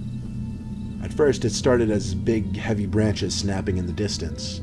Then it turned to closer steps on the forest floor surrounding my tent. I ruled it out as being a bear or a larger animal because the footsteps didn't seem heavy enough. Plus, the fire would more often than not draw such animals away. To be safe, I still stayed inside the tent to refrain from making any noise. But the steps just kept circling around my tent. Finally, I called out, "Hello?" The steps didn't stop. Now I sat up, ready to take a quick look outside. I unzipped the tent and crawled outside. I still heard the footsteps, but now it seemed whatever was making the footsteps was being more cautious about moving around so loudly. I looked out into the darkness of the forest in the direction the steps were coming from, and very briefly I saw a light. Not just any kind of light, though. It was undeniably a phone screen. It turned off as quickly as it came on. Now I knew there was a person out there circling my campsite. I had already called to them and they didn't respond to me, so that was a very bad sign. Despite my experience in camping and wilderness, I'd never been stalked by a human before, and I wasn't comfortable there anymore. I have a license to carry a sidearm, however, and I always bring it with me when I go camping. I felt it was an appropriate time to pull that out from my bag. I started to pack my things as fast as possible. I can't begin to explain how scared I was as I packed up my sleeping bag and tent. I found myself turning around every few seconds to make sure someone wasn't sneaking up on me. Maybe I wouldn't have been so scared if the footsteps around my camp didn't keep going. When everything was packed, I didn't try to hide the fact that I was sprinting back to my car, which wasn't parked far away. I threw my stuff in the back seat and hopped in, locking the door first thing. I turned the car on, and as I put it in drive, the car started to wobble and shake, and I heard a terrible scraping noise. I stopped the car. A low tire pressure alert came on for all 4 tires, and I knew then that all 4 tires had been slashed by somebody. I couldn't possibly move that car without destroying my wheels, so I sat there in a pitch-black forest with the only light being from my headlights. I was afraid to look outside in any direction, for someone could be hidden, watching from any possible direction. I sat there for a few seconds with my whole body shaking. I finally grabbed my phone to call the police. At the same time, I looked in the rearview mirror, and I saw someone standing at the trunk of my car. My heart was in my stomach at this point. I don't know how I didn't scream. I took a deep breath, grabbed the handgun sitting in the passenger seat, opened the door, and stepped out with aggression. I aimed the gun at the person standing at the back of my car, who raised his hands in the air. I screamed at him as loud and aggressively as I could to get the fuck away from my car. I wasn't bluffing, I was ready to shoot him. He backed away into the woods, and once I couldn't see him anymore, I got back in my car and called the police. I told them to come to the dirt parking area for the particular park I was camping in. They said a state trooper would be en route. I called my towing company in the meantime while waiting for the trooper to arrive, all while my body was still shaking and I was still cautiously checking my surroundings. I never appreciated seeing a police car more than when the trooper pulled into the small dirt lot with his lights on, and I finally felt safe to get out from my car. The tow truck came 20 minutes later, and my car was towed to a repair shop. I slept in my car overnight, and first thing in the morning, my tires were replaced. This never stopped me from continuing camping.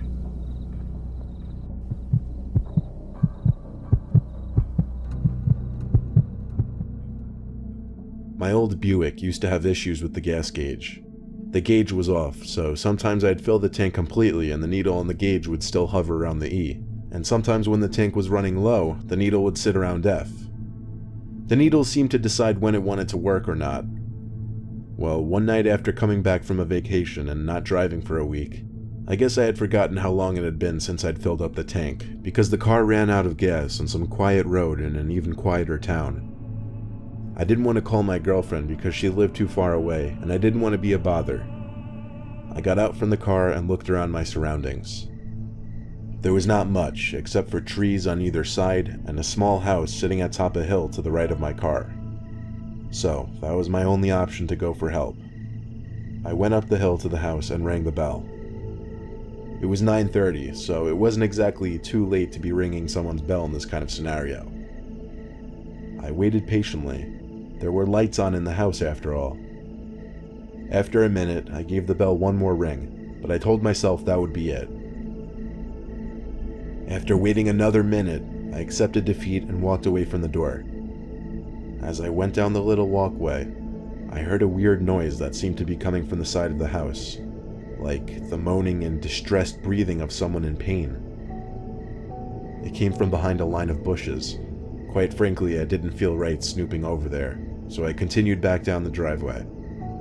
I did take a look back at the house, and noticed a light upstairs was on now that wasn't on before, and there was someone standing at the window. I could see their head and shoulders. I stared for a moment, expecting them to do something, like maybe come to the door. But they didn't move, and it got weird. So I continued back to my car. I leaned on my car door and called AAA, which was my roadside assistance company. They said they would deliver gas to me within half an hour. It was too hot out to sit in my car, so I stayed outside. I waited around texting people, checking Instagram, and pacing back and forth. When I heard a deep voice go, "Excuse me," my head shot up. There was a guy standing by the curb near the driveway to the house. He was wearing a hat really low and tilted his head down, hiding a lot of his face. He asked me if there was a problem. I said I ran out of gas right here. All he said in response was, "Oh." He turned and started walking back up the hill. Pretty soon he disappeared behind the bushes on his property. He seemed like a very creepy man based on that short interaction. I texted my girlfriend about the whole thing, and she said I should go see what that sound I was hearing behind the bushes was. I kind of wanted to be honest, so I snuck through the trees next to the guy's house up the hill and went to the side of the house where I heard the noises. I tiptoed up to the wall of the house and then stopped to listen. There were the moans and breathing again. They were coming from a window. I went to the window and tried to look inside, but the blind was down so I couldn't. The sounds were concerning though. I lightly tapped on the window and said, "Is everything okay?" I heard someone say in a faint, weak voice, "Help." I stood there thinking about what to do, when all of a sudden the blind kinked open, and I saw a face looking back at me through the window. I couldn't tell for sure, but it looked like the creepy man who came outside. The kink in the blind dropped back down shut, and then the window dropped closed so I couldn't hear anything else. I didn't care though. I ran back down to my car, got in, and locked the door. I waited until the AAA truck came, and when they filled my tank, I didn't say a word about what I just witnessed. I just went home and tried to get some sleep that night. I never wanted to see or think about that house again.